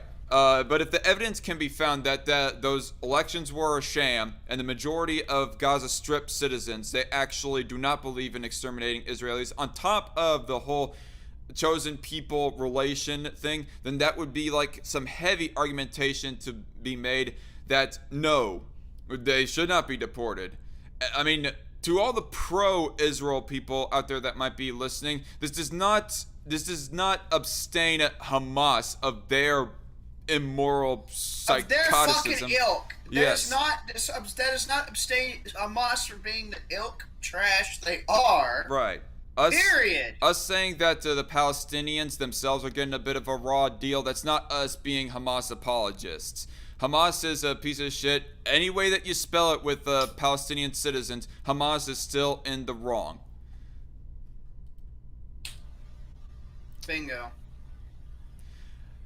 By the way, for everybody who is like listening in and liking the dialogue thus far, don't forget to hit that like button down below. It helps in the algorithm and spreads the word on this information. Like, I know that it was a little bit of a rough and rocky start at the earlier parts of this live stream, but I think we got something a little bit better going. Like, right, Wes?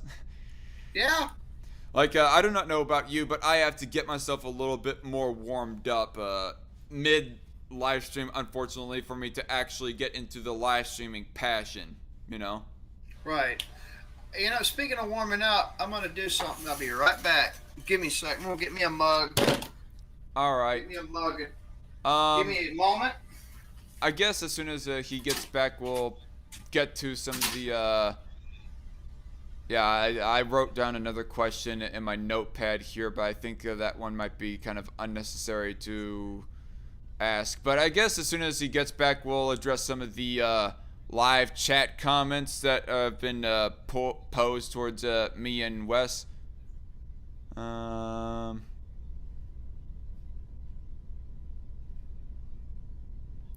Smiley P in the live chat. After all that's happened, the Palestinians, include Hamas, would happily take 1967 UN borders plus East Jerusalem. Israelis are just not allowing it to end. Hamas isn't good, of course. Okay. But the conflict is entirely up to Israel to end. Well, I guess they could just ultimately roll in with a whole bunch of tanks and jets and extinguish the entire land, but that would be a bit of a nasty show of force for the mainstream media to be pointing out and saying, oh, look, Israel's evil and whatnot. But, yeah. They're continuing the conflict because they want to exterminate the Palestinians. X to doubt. Oh, well, I meant peacefully. Well, I do not know what you mean by peacefully, Smiles, because if Hamas is really wanting Israel dead, well then peace cannot be obtained. Peace cannot be obtained unless it's a... Damn it, that sound, that static that is coming from Wes Savage's end. You know, I think I'm going to actually mute him here, because that's ridiculous. Okay, I can mute and unmute him as I please, but it's hard to have peace unless it's like mutually agreed upon is the thing, Smiles. But yeah, Hamas said they would be fine with 67 UN borders. What was I gonna mention? In 2014? So, I sort of doubt that. I'd have to look more into that myself, but I seriously doubt that claim, Smiles. And haven't changed as far as I know. Well, whatever you say, dude. Hmm. There's not a whole lot else going on in the live chat other than Smiley P just showing up right now. You can Google it. It's not hard. I know I can, Smiles. Don't be that way with me. I know that I can Google it. I'm just saying I doubt the claim right there. That's how I found it. Well, I also go wondering of how much out of context something is being taken by whatever source you might have been getting your reading from or whatever. Or what statement that they made behind that supposed agreement for 1967 borders.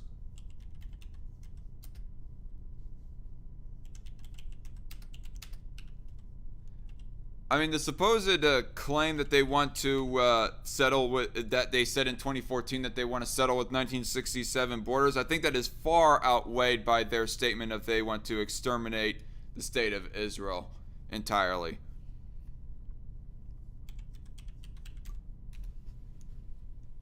Is my take on that.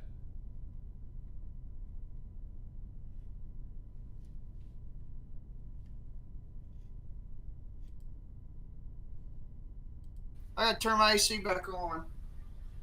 Okay. Sorry if it gets noisy back there, but I have to turn it back the fuck on. I'm sweating bullets. Like I just got caught watching something I shouldn't. God. Now, this is, folks, if you want to check out a coffee that's decently, uses decent coffee, check out Community Coffee. This one is a limited edition flavor, vanilla waffle cone. I put a little heavy cream in it. It tastes a lot like vanilla ice cream and waffle cone. Zachary Colley says in the live chat, or you can give us the source of the claim yourself, burden of proof. Precisely, Zach. Thank you for standing up for a little old me, but no, I'm kind of joking on that front. But yeah, just we have Smiley P, the token and com of the subscriber base, anyways, pop up in the live chat. Or well, recently I actually had Aaron subscribe to me. Little fun fact, Aaron of Re-Education. So I guess that's two ANCOMs in my with that are subscribed to me. DarkCon, did you ever read my clarification about the edgy comment I was thinking about earlier? I think I did, JC Armitage.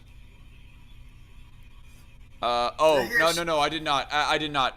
JC Armitage says the edgy comment I could have made was in reference to me asking why not a no-state solution. Add final after state, and that would have been my edgy joke. Right. In the live chat, live chat, in the live stream with Sparky, I actually did end up using the word final and solution in the same statement, and he was and unfortunately I inadvertently used Nazi-esque language, but I did not know what better way to word it at the time, unfortunately. Guys, this is a good way to stiffen coffee. Jack Daniels. Now, whiskey in general, but all of this, here's the trick, just watch. That's it. Just a splash. It does things to coffee, and it just tastes really fucking good. That's why the drink known as the Irish coffee is a popular thing. If you have the fucking Irish whiskey. Isn't Jack Daniels more American whiskey? It is a bourbon that is filtered through charcoal made of sugar maple wood charred down. The white liquor is strained through that. The grappa or whatever, there's all the kind of terms for the white liquor. It's actually corn-based moonshine with a little rye and barley in it, malted barley and rye mixed in, but largely corn, white liquor, strained through a sugar maple wood-based charcoal block of stacks of that shit. So it runs through it to mellow certain compounds in the white liquor, and then aged like a regular bourbon. That's the main difference between Tennessee whiskey and regular bourbon. Bourbon does not have that mellowing, as it's called, charcoal mellowing. Now, right. The Jack Daniels is not the original that does this, but it's the longest lived one. There was a couple of companies before them called, like one called George Dickel. I know. Has dick in it. I'm totally not acting 13. Uh, but that was an example. Some company tried to make a, I don't know, half-assed resurrection of it. Smiley P, if you want to if you want to share the links to everybody in general, I suggest you go to my Discord server and share it in there. Otherwise, share it to me in DMs, I guess. Also, Hamas is a terrorist group, much like the State of Israel, so their desire to wipe each other out isn't really important. Well, now we're going to get into the loose defining of what a terrorist group or terrorist state is, because I've even heard people argue that America and the American military is a terrorist group or organization or whatever. I can admit that there are like moments in which that America and even Israel done terrorist things, like but singular anecdotal things. But overall, would I call them terroristic? Not really. No. At least you're not a hard Zionist where you would deny when Israel does wrong, or like and shit like that. At least you know what they call Zionist nowadays. It's a fucking umbrella term. Zionist is a term for anybody who says that you shall not criticize Israel. That's what the left call them. Or modern Zionism they call it. That's what they would call it. But technically, yeah, it's a very large umbrella term. All right. But the original term for Zionism was to return Jewish people back to find a place for homeland ideology for people to return to. That's where the state of Israel was founded on. So they started calling people who attacked those who criticized the state of Israel for shit, for Zionist as well, to repurpose the name of it. Hamas recognizes 1967 borders, rejects Israel in one of your sources, Smiley. Well, that source is not looking too well. It's like they're rejecting Israel as far as whatever proposal Israel did. But nonetheless, I'll have to get back into looking at that later, Smiles. But for right now, I guess to get a little bit more on the conversation here, there's some things that was asked in the live chat. Speaking of Zionism, actually, Nooner Eclipse a lot earlier in the live chat said Zionism has nothing to do with Judaism. I mean, technically, it doesn't necessarily, but there are some rabbinic Judaism elements involved in depend on, like, say the protocol, like the protocols for Zionism with Herzl and others. So it's some ways true, some ways not. I got one other curious... It's very fucking wonky, to say the least. I got one curious question, by the way. What is your religion, if you don't mind me asking? Mine? Non-denominational Christian. I'm technically more of a simp for the Orthodox. I actually was an atheist, then I was deistic, agnostic deist technically for a while. Then let's just say I came across some realizations. So I became a non-denominational. I have no denomination absolutely, but I'm more. Sweet. So I have no denomination, but if I had an Orthodox church near me, I would either convert to Eastern or Western Rite Orthodox. It's basically it's largely the same thing, except they have the additional adage of a few pieces of Latin liturgy and whatnot. All right. Or I would the only denominations I have comfort with at this point are Methodists that don't blatantly left the Bible and Orthodox. And I've interacted with Orthodox. I have a lot of people who are Orthodox friends, which, funny enough, some of my furthering into Hoppean literature was from Orthodox Christian anarchists that are Hoppa followers too, actually. Hey, Zachary Colley, are you one of those that Wes just mentioned? No, he's not. He's a Calvinist. If I'm not mistaken.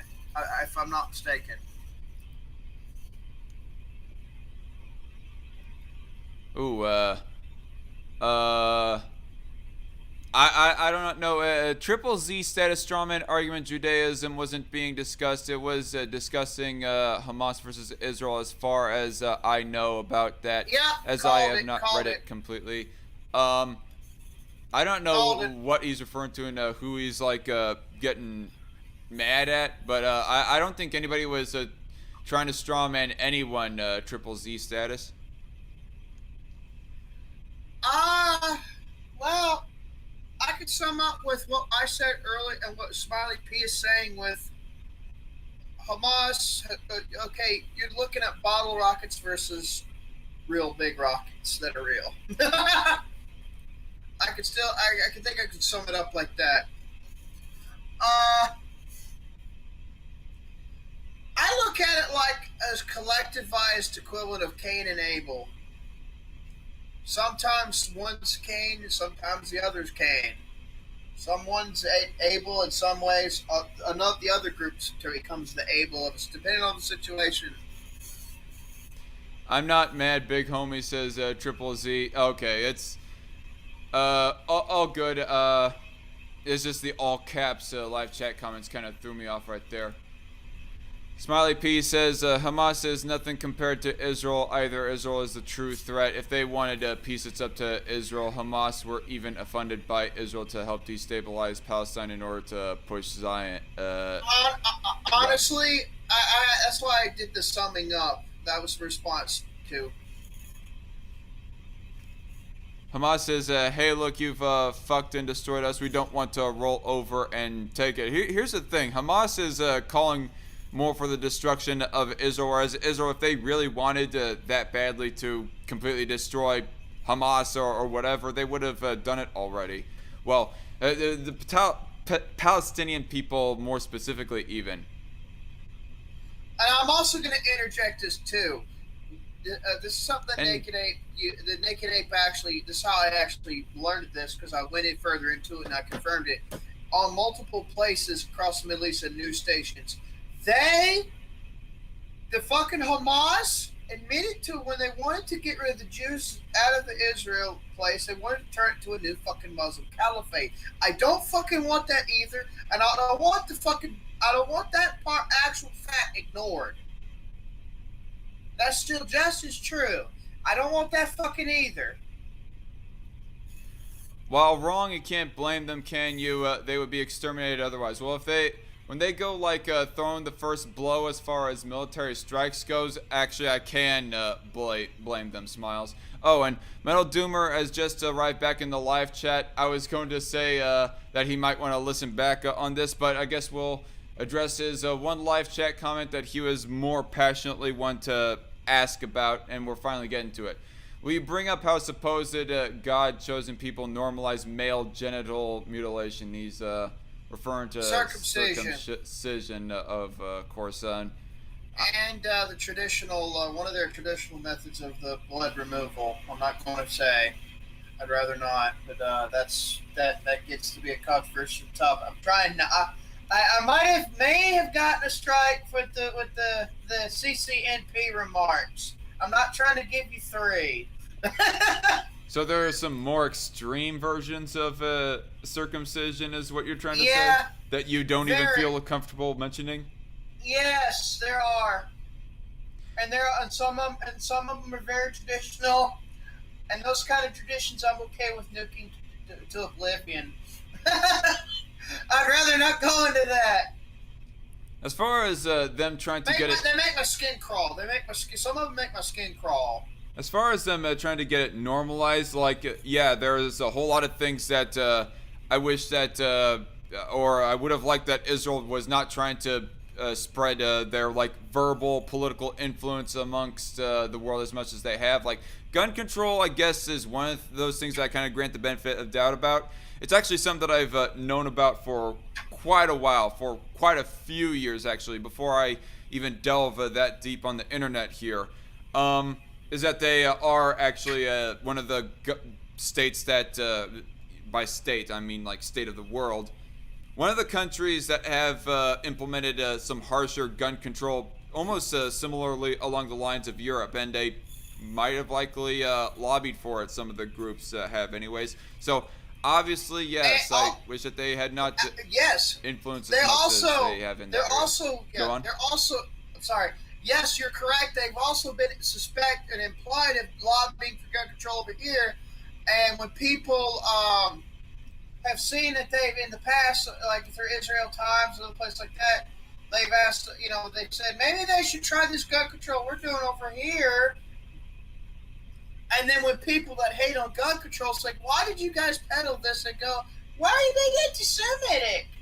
1 second. I think you take me out of context right there, Smiley P. There's no two ways about this to give them the benefit of the doubt is a good instinct, but if you understand the situation at all, Israel cannot be justified.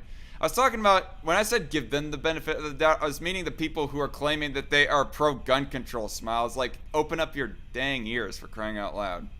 Yeah, I mean, You're they saying have though, gun Wes? control. I was saying, I linked you those two articles in your server before, and screenshots of the two articles from it, both from Israel Times, where one time they actually said the Americans should try our gun control, and then when the Americans questioned them, why did the Jews advocate for our gun control for us?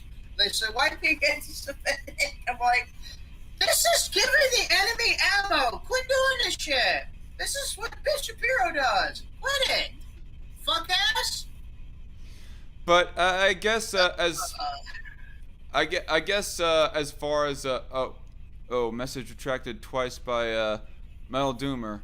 But anyway, I guess to sort of tie up a little bit of a bow on the whole circumcision thing, like I wish that I would like it if they were not trying to spread their influence in politically as much as they are.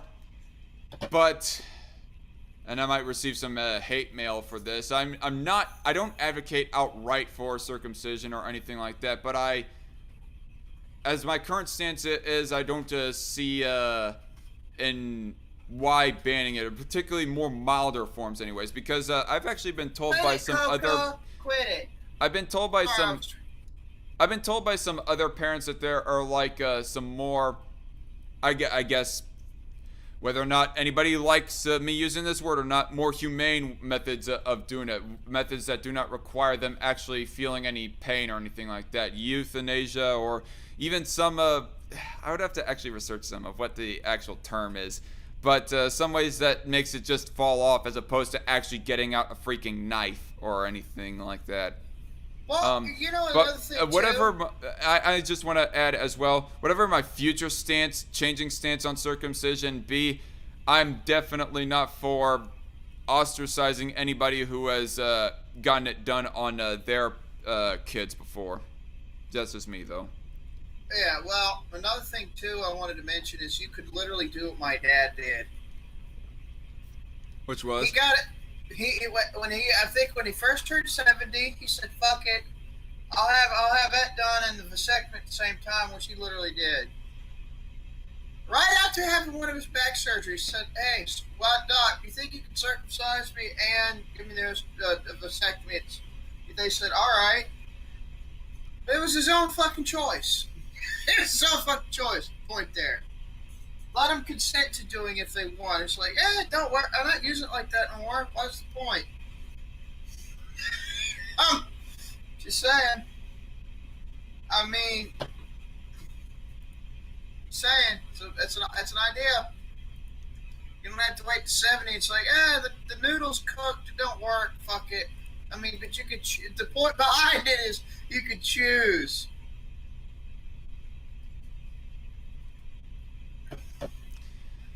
See how I just made him silent? I was trying to keep it PG, trying to be a little mildly comedic, but not too about it. Moral story is you can let it be a choice. Yeah, I'm just... every bit of that was true, by the way. Yeah, just getting caught up, just reading a little bit on the... chat here. Voluntary circumcision, that would be the more preferred method, I guess. I would of course have to research more into it, but I think it becomes harder the older that you get, is the biggest reason why people, normies go saying do it sooner rather than later.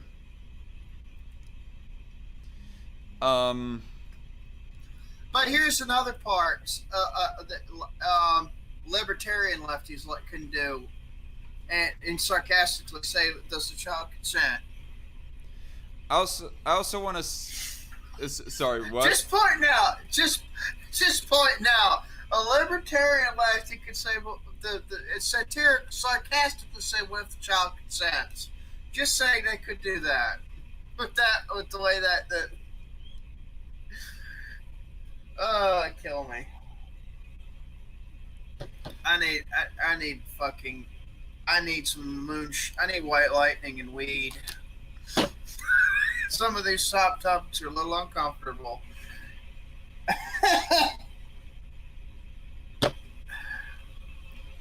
And I don't know.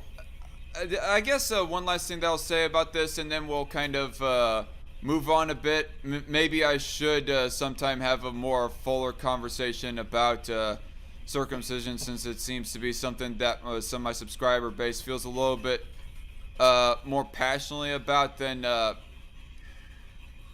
surprisingly passionate about, quite honestly. But nonetheless, I just don't understand the whole thing of people saying that it goes like leaving some remaining damage on people. I guess I never understood that point, really. Well, I'm not gonna lie. In genital talk, anatomy speaking, it could be painful because the head of the penis has 4,000 nerve endings, pain receptors, I believe. And if I may just say on my own personal experience, as somebody who has also been circumcised, it's not something that I go thinking about back on the daily. Yeah, I could be a smart ass say that's what you should say for when the lights go out or something if you're bored. But I don't think that's the fucking case. That's like George Carlin when he's like, "Hey, what is the guy did when he went?" Like when he read a news article about the 30-something-year-old raping the 80-year-old. How the fuck would he justify that? She was coming on to me with the bathrobe and all. Yeah, George Carlin was fucked up. George Carlin? Yeah, George Carlin did stand up. He mentioned that he did a bunch of rape jokes, and that was one of them. He's like, "This is shit that I think about when the power goes out." I'm like, "I believe it." And he said, "This is what kept me out of the really good Ivy League schools." I'm like, "No fucking shit." I'm sure they didn't think of you as a crack snorting neo Sigmund Freud. No. And I just want to, I guess I'll just leave off with this. Metal Doomer in the live chat, why get rid of something God gave you for you Christians out there? I will say, if you don't want to, like, do circumcision at all, that's up to the parents as well. But nonetheless, sorry to disappoint anybody who might be listening in on this. I mean, can we still be friends? No. But anyway. Why can't we be friends? Hey, why can't we be friends, right? Yeah, what did you want to do about the capitalism topic still, or what? Yeah, I still did want to do that. I mean, I was meaning about moving on from this topic and going on to the next one. Please, let's do. This is uncomfortable. Like I said, I need white lightning and pot. I need to be fucked up to talk this one any further. Yeah, I think we're pretty much done with the whole issue of Israel. That there are some things that we forgot to mention, I'm sure, and I'm sure that there's a whole lot more to be said about circumcision. I mean, that's just my basic take when it comes to circumcision overall right there. And it's something that I'm not that well educated. And even if I was to, in the future, advocate for a ban on it, I definitely don't want to be ostracizing anybody who has got their parents to have had it done. But yeah, I wouldn't do that. No, I wouldn't either. But that's just me. So yeah, talking about the Capitalism special, I guess. Of course, if y'all don't know, Nate the Voluntarist, he had arranged a Capitalism special on his channel, more or less. I mean, it wasn't actually live, so I guess you could say technically it wasn't live on.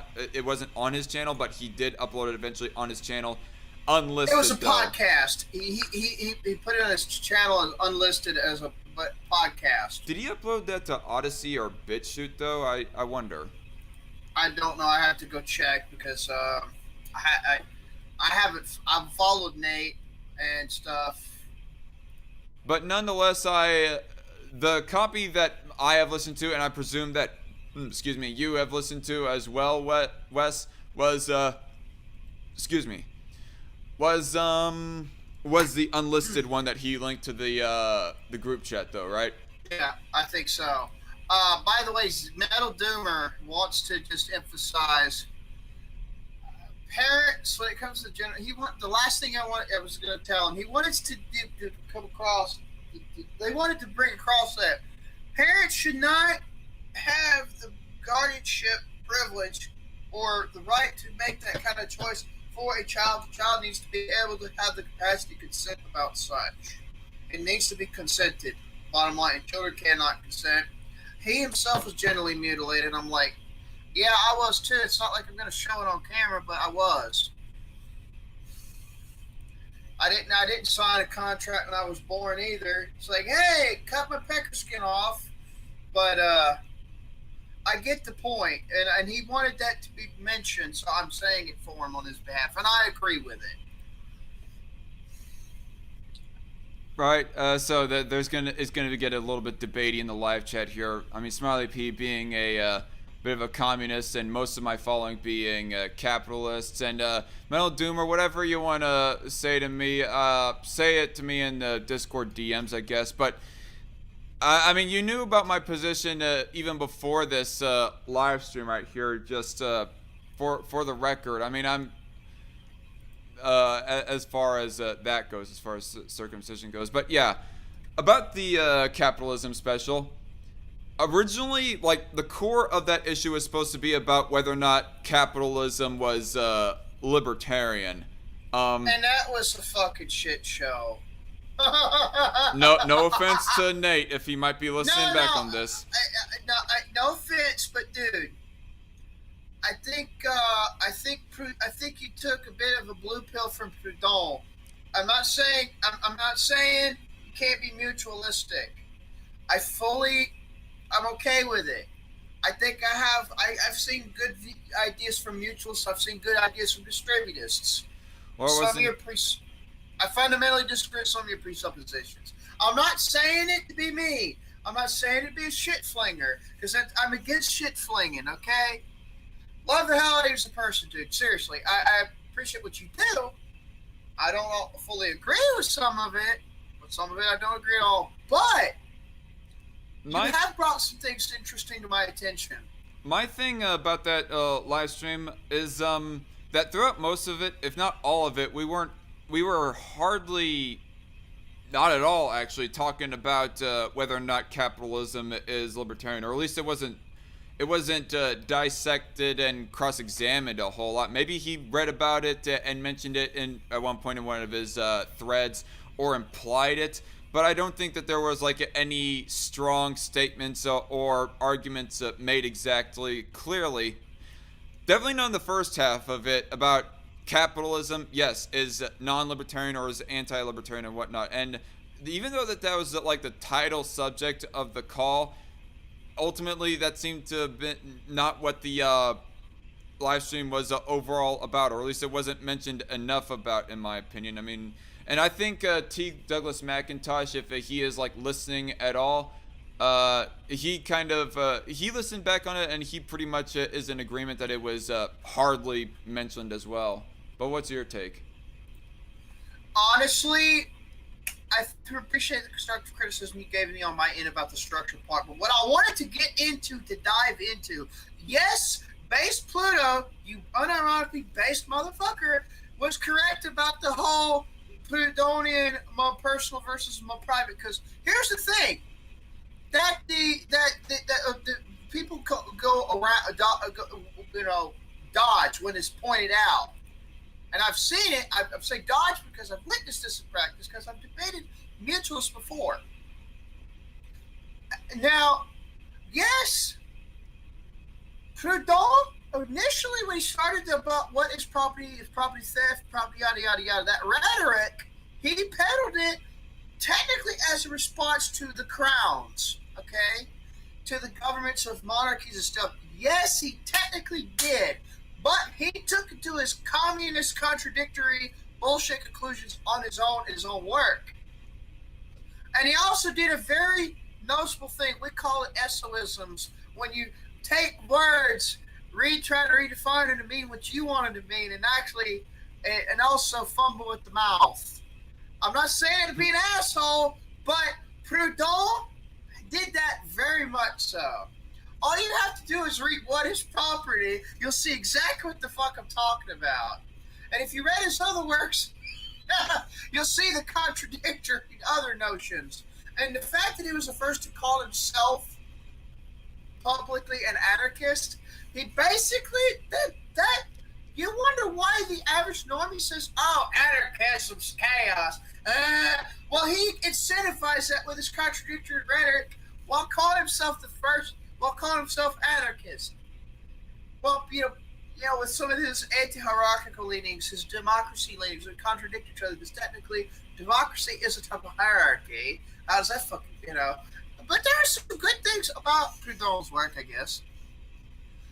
Hey, oh, shut up, me. Smiley, stop and it. By the way, yeah, as I was one to like address here in the live chat, I'm not gonna be all like shut up in the same way as Wes is, but nonetheless, Smiley, you go saying that libertarianism is anarchist and therefore anti-capitalist, and libertarianism equals freedom and removing of unjustifiable hierarchies. Capitalism is an unjustifiable hierarchy, and therefore libertarianism cannot be capitalist. Well, here's the one thing about libertarianism. You know what libertarianism also is about? It's about leaving people alone with their private property. That includes their business property, dude. And that's what also capitalism is about. You know what's not about allowing people to own their own private property? Communism. So, yeah, no, I heavily disagree with your statement right there. And since we're kind of on this point, the one point in which that he was playing like clown anarchists, however you pronounce his name, his clip about capitalism and how that private property should be abolished. And I got asking everybody, hey, who all agrees with this? And Gavi, like, no offense or shade throwing, but Gavi almost seemed to be kind of getting ethical pirate.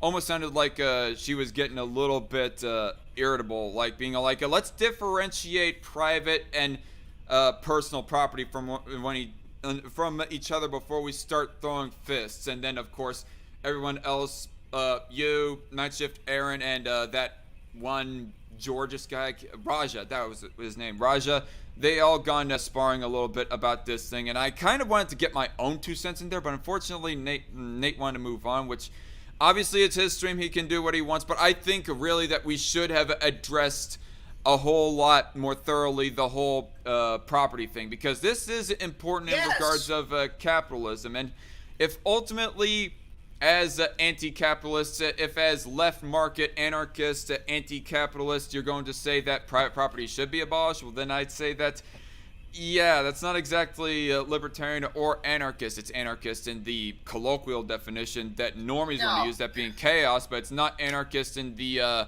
ethical, traditional, original definition of it. Yes. That being a lack of coercion. A lack of coercion, a lack of central rulership. That's what it means. The lack of central rulership and the lack of coercion. You know how I know that? Because you look at the etymology of addiction of the word as well to get the real meaning of it. Guess what?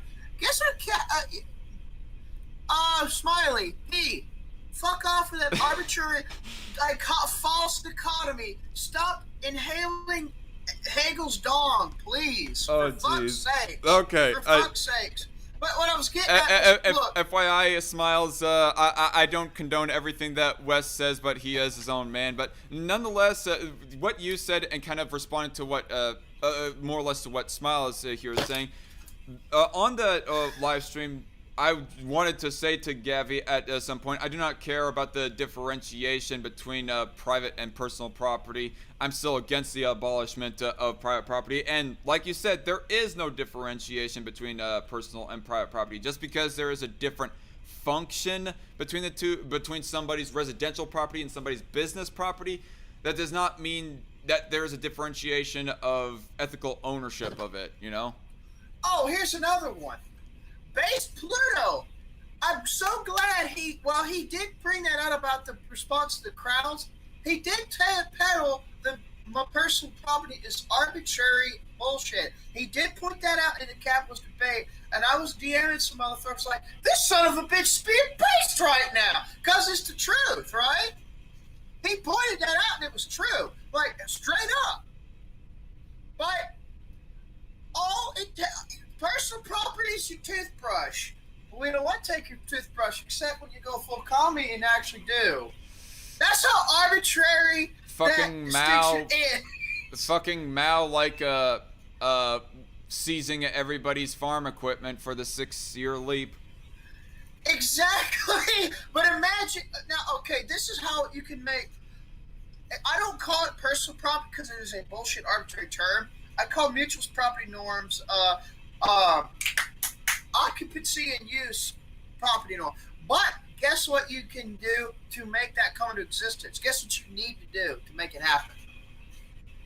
If you have already existing neo-Lockean non-proviso property and you put proviso and usufruct onto that and you bridge yourself with others in a commune, to make a commune, you can actually make what could be voted on by election abandonment criteria and occupancy and use criteria for your property together as a commune. And holy fuck, did I just lag, didn't I? Very, very quickly. Well, no, you did not lag a whole lot. I'm gonna have to listen back on some of this conversation because I'm sorry, my attention here is being kind of split. But Smiley P, he asks, can I come on to make the difference? No, you cannot, Smiles, because this is a one-on-one interview. This is not an open panel discussions stream. So sorry, but no. I mean, unless we wanted to make this 4 hours long or something like that, and you want. But that's something I wanted to address as well, but I didn't get the chance to even say. But because I wanted to use that to expand on what Base Pluto pointed that arbitrariness out about my personal property bullshit, because it is arbitrary bullshit. He was correct. It is. It fucking is. Now, the other thing I wanted to bring out was when people use the word private in the legalese sense or de jure, law language, it can mean anything from a small private, you own it, you self-employed business, all the way to damn near socialist with the government bureaucracy in it. It's called a corporation. And it could be damn near like a socialist or a public system with socialist bureaucracy inside it. It would bridge with the government, and it would still be my private or legalese language. And how do I know this? I actually have a digital scan of a book called The Modern Corporation of Private Property, which is a foundational political law economic book by Adolf Burrow and Gardner Meads, and it's still just as valid today. And I also have Roderick T. Long's article about this, Corporations versus Free Market, that expands on this.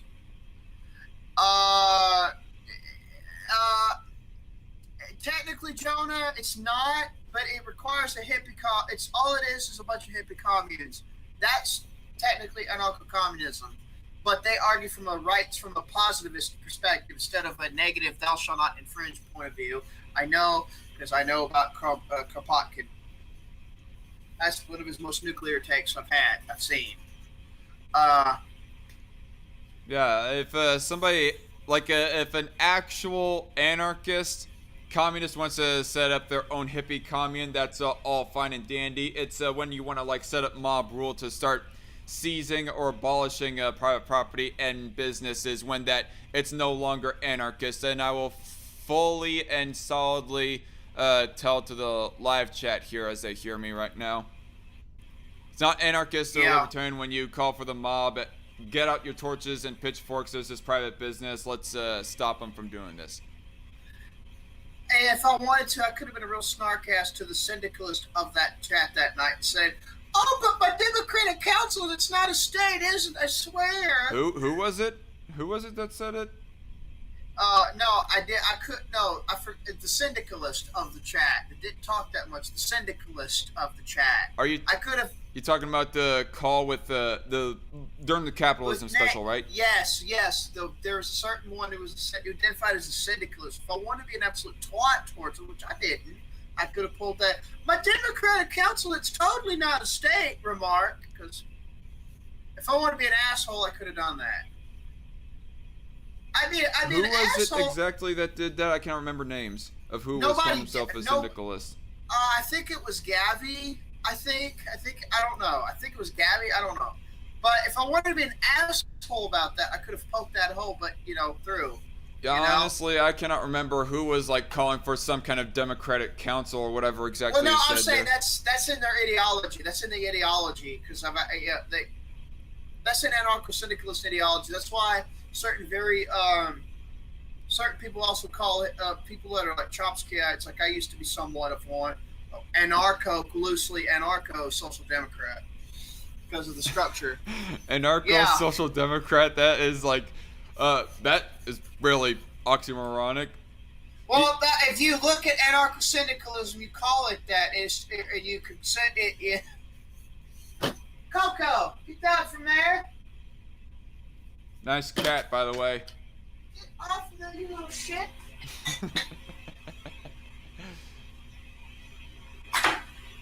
Fuck, I'm moving these. Smiley P asks, you mean China, who produces all of the United States stuff? This doesn't mean that the way that that China has their economy set up is justified. Smiles.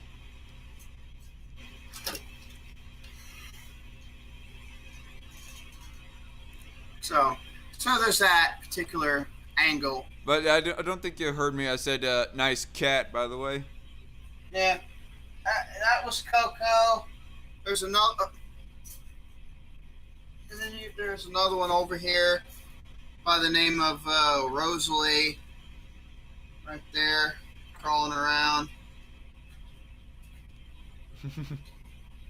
Get her the fuck down. Get your ass down from there, you. Let's go with that. That goes once away. But I had to wipe my ears from the moisture real quick from the sweat. The other big key I wanted to point out was test out. When you look at what the claim that Nate said, that Thomas Hodgkin invented the word capitalism, no, he didn't. He just did the beginnings of the leftist rhetoric spin on Adam Smith's use of the word capitalist, the person, the capitalist being the person who owned their own property. And I take it you wanted to assert yourself a little bit more in response to that point, but you did not feel like you had the time. Yeah, I didn't have the time, nor there was no real good moment to interject enough into it because technically, what the truth is, Adam Smith and others and the physiocrats before him that led to the beginnings of modern economics called the classical era looked at someone who owned a business for themselves that did not have to be a state bridged with the state through by a corporation entity or anything like that, or they could bridge syndicates together. You would basically be called a capitalist. A capitalist was a private owner, a business owner, and a person who worked. That was a capitalist. If you used your property, and this is what. Now, what's funny? After the French Revolution, and which Thomas Hodgkins came up after in the 1820s, when he's first said the dirty fucking capitalist, that Nate was talking about. He was basically hating on business owners and hating on renting and loaning and borrowing, and hating on those other things. And hate on private ownership, just like the left do today. He did not invent capitalism as a system concept. The first person who termed that was still Louis Blanc. There was three definitions. The first two came from Louis Blanc. The first one was 18,000 you motherfucker! Almost clawed me in the dick. Cat climbed up in my chair. Fuck. Jeez. Put him in a cage or something, just for a little bit. But yeah, the first definition I actually remember was, addressing that point a little bit. Thomas Hodgkins, you know, them saying that he was supposedly the father of capitalism, and I was all like, I think that the father of an ideology would be somebody who's actually advocating for that ideology as opposed to advocating against it. Whereas now that I think about it and remember the context, it was explained that Thomas Hodgkins was coining the term capitalism or helping to coin it, but he was against it.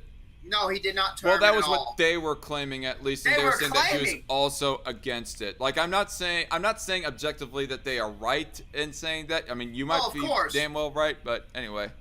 I got my own references I can offer to show this, but so first definition, Investopedia actually cited this. The first definition was capitalism was the economic system based around capitalists being the owners of the private owners of means of production and trading goods between people. Then 1851, he flip-flopped and said the success of some at the expense of others as the system. yeah, which is in 1851, he flip-flopped on that. I have a citation for that. The success of some at the expense of others? Yes, that's his flip-flop a year later of the fucking term when he turned it again. You could literally define that with almost any sort of economic model. That's not even the juicy, spicy bit. Keynesianism or social democracy, the success of the workers and whatnot at the expense of at the expense of rich people and their taxes. I do not know what is going on here. Hey. JC Armitage, why did you end up hiding triple Z status?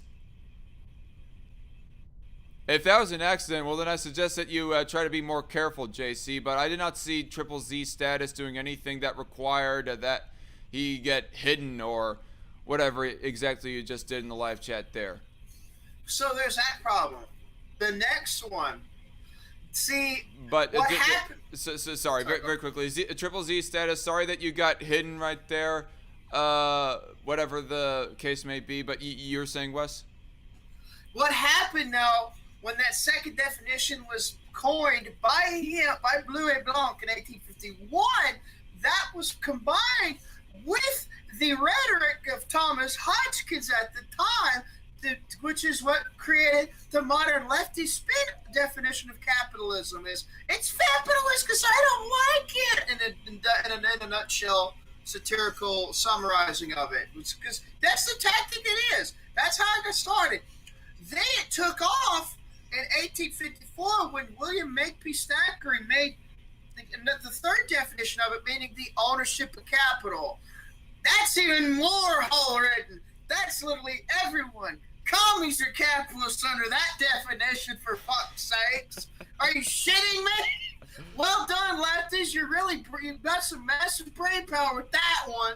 Well, they basically synthesized those two definitions in the Hodgkin rhetoric and the rhetoric of the young Hegelians and the precursors to modern left that were still around at the time, but and they started peddling that. But what happened was they started using it to mean someone who owned financial capital to make a profit. And that profit motive was termed very loosely on purpose. And that's how that came about. Right. So there's technically three definitions of capitalism. We stick to the first one, and we back it by using John Locke and looking at ancient societies who did anything similar to what John Locke advocated as private property rights. And then we remove the proviso to make it less arbitrary, which is what Rothbard advocated, because that's why it's called Rothbardian property rights. That's why Hoppean said anarcho-coalitionism was a plague when he did that video against Jerry Harding. I'm conceding to it because of what it is.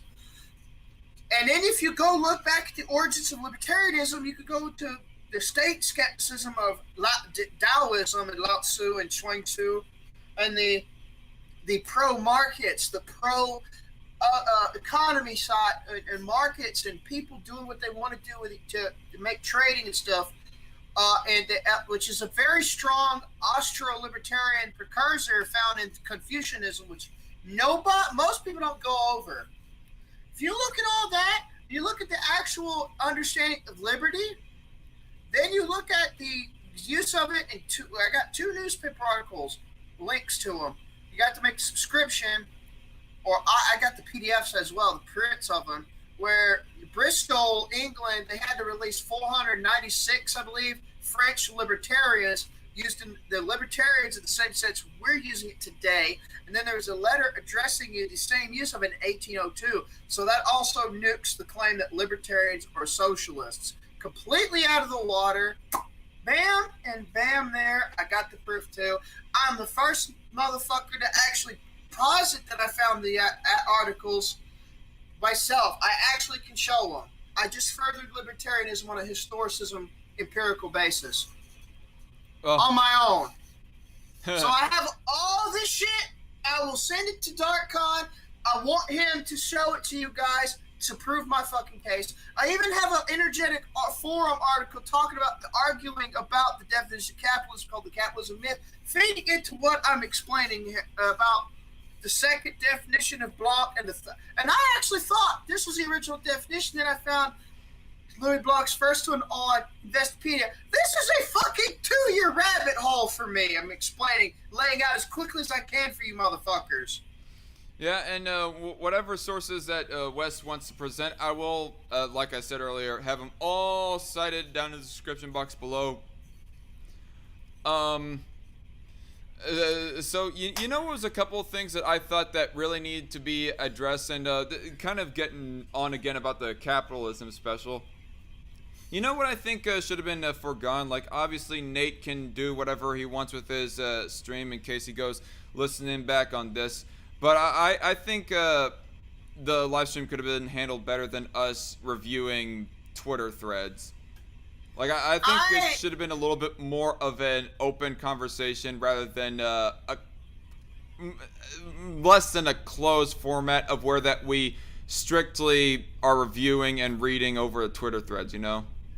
Yeah, I wasn't trying to say the blue pill remark to be mean. I was saying it because when you swallow Proudhon, it is one waiting to happen. Too hard. Because he openly identified with mutualism more on that side of things, which I'm okay with, but just don't go the Proudhon route, or you're going to go down the same route as certain other individuals I'm not going to name went down. Was you wanting to go get your cat or something? I gotta go get Rosalie, you little shit. Come here. Now. Stay off there. You bad little motherfuckers. Old Spice bag. Doesn't hold deodorant, it holds other shit. AFA, AFA. Non-toxic AFA. Apparently has the ability to boost adult stem cells, which is kind of important. Ow, you little shit, quit calling me. Quit calling me, damn it.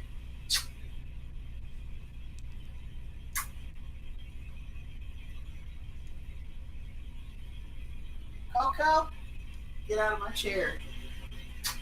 Cats are unruly bastards, says Jonah Williamson.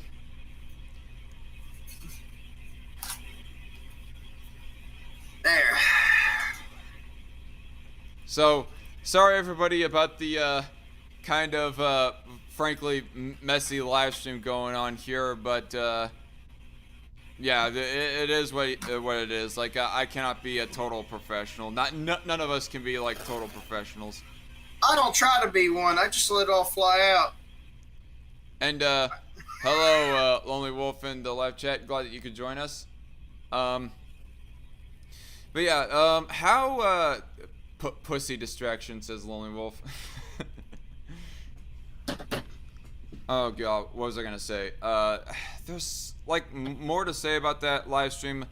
I will say, just putting it out there, that Nate, I am more than open to have a one-on-one live stream, and I'm even open to the second live stream that he wants to arrange. Did you hear about that? And are you willing to join the second live stream about capitalism, Wes? What's that? What was you? Are you looking forward to the second capitalism discussion as Nate is trying to get organized? Yeah, I am. Here we go. There's some of the references there to that. I have some other links to the Library Genesis scans. When people find books, they tend to upload to Library Genesis and other decentralized networks. That's how I came across these particular books about certain topics about these particular ones. Let's see. Here we go. British Newspaper Archive. Found these by myself. I gave another shot. And I have found there's these two articles. You have to make a subscription. I subscribed. I think it was a free subscription to be able to look at them. I think. Or I could be pissing off about $5 or $6. Fucking, I have to go check. But still, there's that. This empirical historicist nuking of those claims. I also have the PDFs themselves. No, it was 450, I think, of the French libertarians. See, I fucked up the numbers a little bit. Sorry, but still, it was like 400 something fucking French libertarians. I have the raw PDF files as well. You can have those. I just got them by DMs with another. ANCAP buddy of mine. ANCAP Canuck, esoterically say. Poor bastards in the middle of that shit show. You know what? I honestly do not know how. I'm sorry. So since we're kind of mostly just going through links here, I almost feel like that we soon need to end this stream before it gets too long. Except I do not know exactly how to end this live stream. Was there anything more that you wanted to say about the whole capitalism discussion? I just wanted to say that a lot of these lefty presuppositions are nukable. The problem is, I think a lot of people just don't. I think it's a lack of willing to concede for anything. Some areas I hate to say. I'm not trying to be an asshole. Just saying. It's just. Okay, but that's what I mainly wanted to say. And like I said to Smiles earlier when he was in the live chat, I'll say it again right now. I don't necessarily condone everything that Wes says. He is his own man. That's true. I just let the zipper drop and everything flies. Quite a lewd way to put it. Yeah, it's the best way to put it in my case. The analogy is kind of accurate. Yep. So. And the geneticist link, I'm looking for those as we speak, so I can link them to you. And the Library Genesis archive of the book references I have. And you know, I will say that that discussion definitely motivated me to want to do some live stream discussions with both Gavi, the ethical pirate, and Aaron of Re-Education, and I'll be looking forward to those. The next interview / debate live stream will probably be with Gavi, actually, as she's the one who is itching most to actually talk with me now, and we'll finally be able to get it out of the way. I'll ask her about capitalism and how is it not libertarian in her opinion. That is, if she, I suspect she does, but if she agrees with Nate on that point, and also asking about wage labor and how it is theft. Like, did you actually listen to the interview that Nate did of Aaron the ANCOM, Aaron of Re-Education? He told me to check out. He told me to check out the stream he did with Gary Chartier, and I was listening to it so I could try to be focused in on some of his own POVs that he was built off of that particular stream, and I was like, okay, I'll listen to him and do that. I didn't get the chance to do that, or I should say, I didn't take one because I was focused on what he told me to focus on. So I just listened to him, thinking, okay, I'll do this. See what's going on. Drawing a bit of a blank.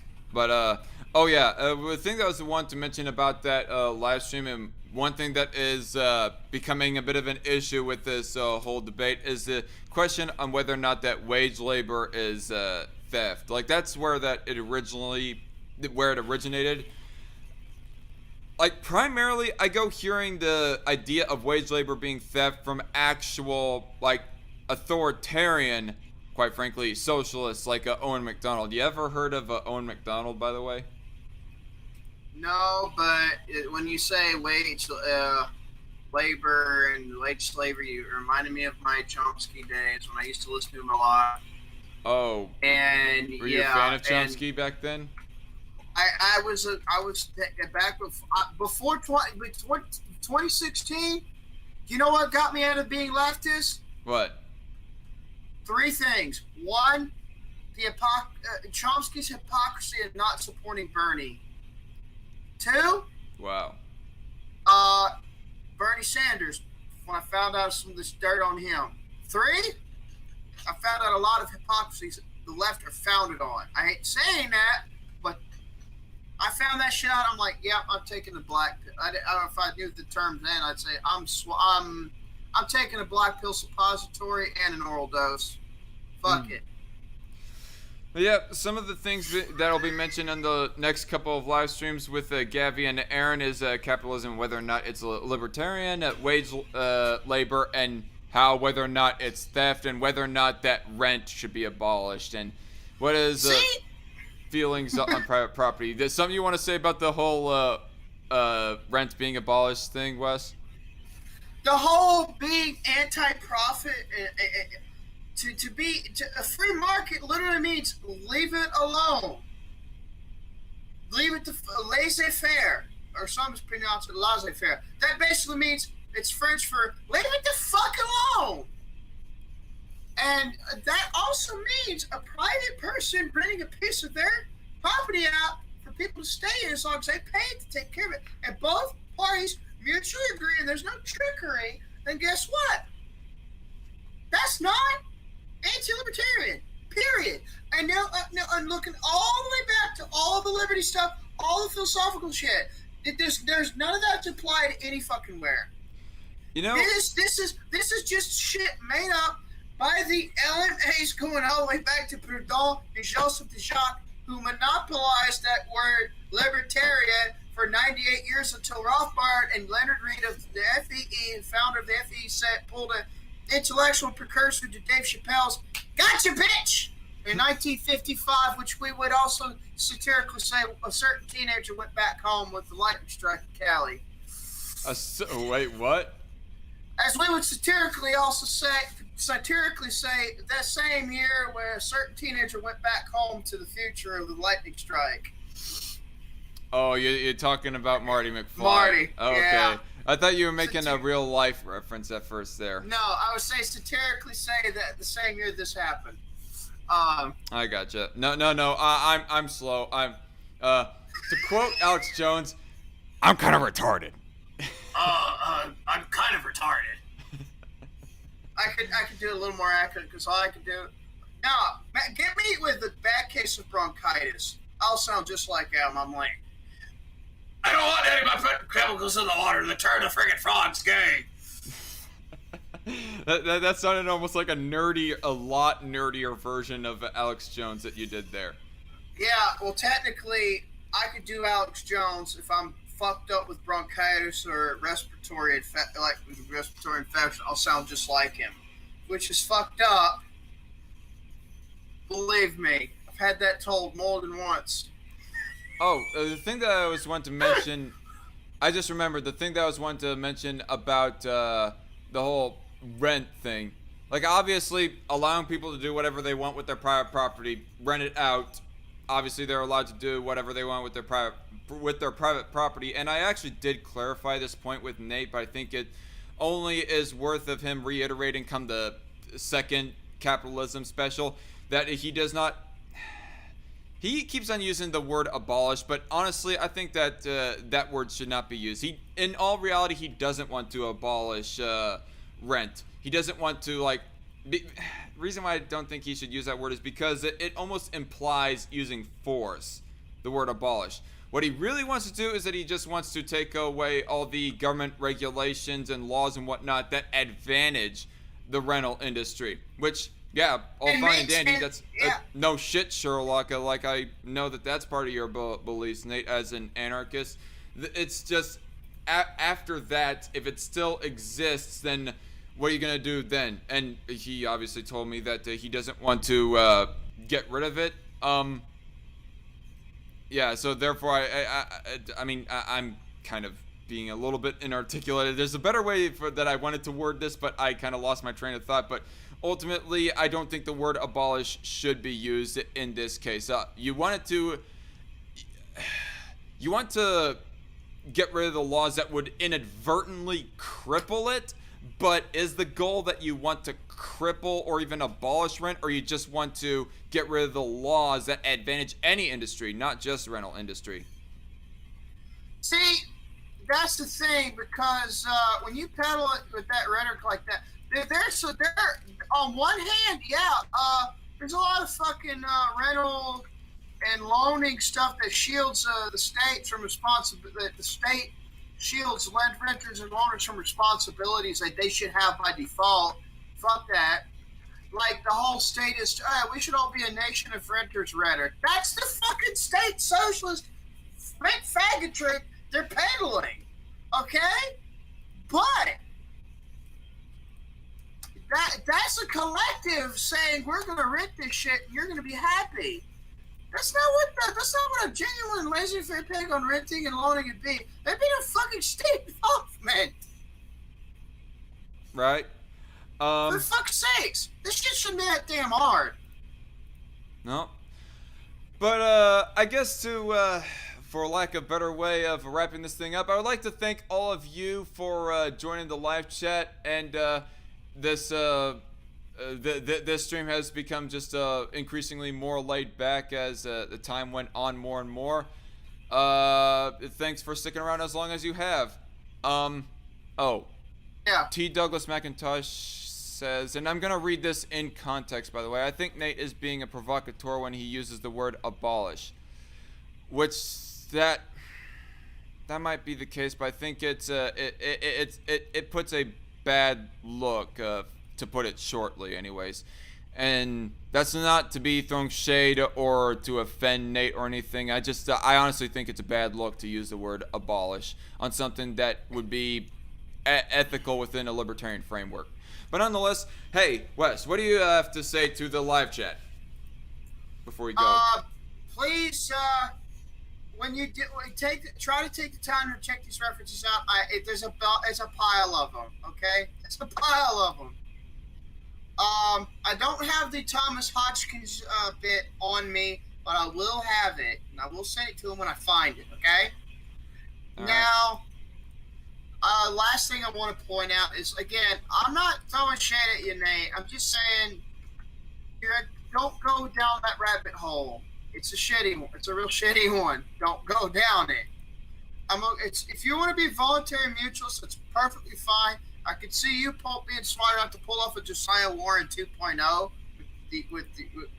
but I don't. Just don't go down that shithole. Don't. Right, and that'll be. I'm not. Yeah. That'll be for further future conversations. And Nate, we are obviously open to talk about this. I think a smaller conversation panel would be a little bit more productive, personally. But if you, we're gonna go forward with this second part of the capitalism discussion, the capitalism special, and it's probably gonna be about as big as the last one. And so. My personal opinion, I think it might have been too big last time, and I don't want it to be about as big this time as it was last time. But again, Nate is his own guy, and he'll handle his live streams however he wants to. But anyway, tune in next time, everybody, for well, next Friday anyways. I mean, next episode of Strike Force is going to be the typical news stream on Tuesday, but next Friday, another interview stream, and the next time it will be with Gavi, aka Ethical Pirate, talking about capitalism, whether or not it's libertarian, and rent, whether or not it should be abolished, and wage labor, whether or not it's theft, and whether or not we should abolish private property as well. So, again, thank you all. Sorry, a fucking cat trying to climb on my desk. Oh, I gotcha. Ow! Asshole. And Yeah. on that note of Wes calling his cat an asshole, you have a good night and a good weekend. And I might stream on my secondary channel just to hang out in the Discord voice chat for a little bit. If you all want to join, be my guest. But as far as this main channel goes, we are going right now. Good night. God bless. Take care. Take care.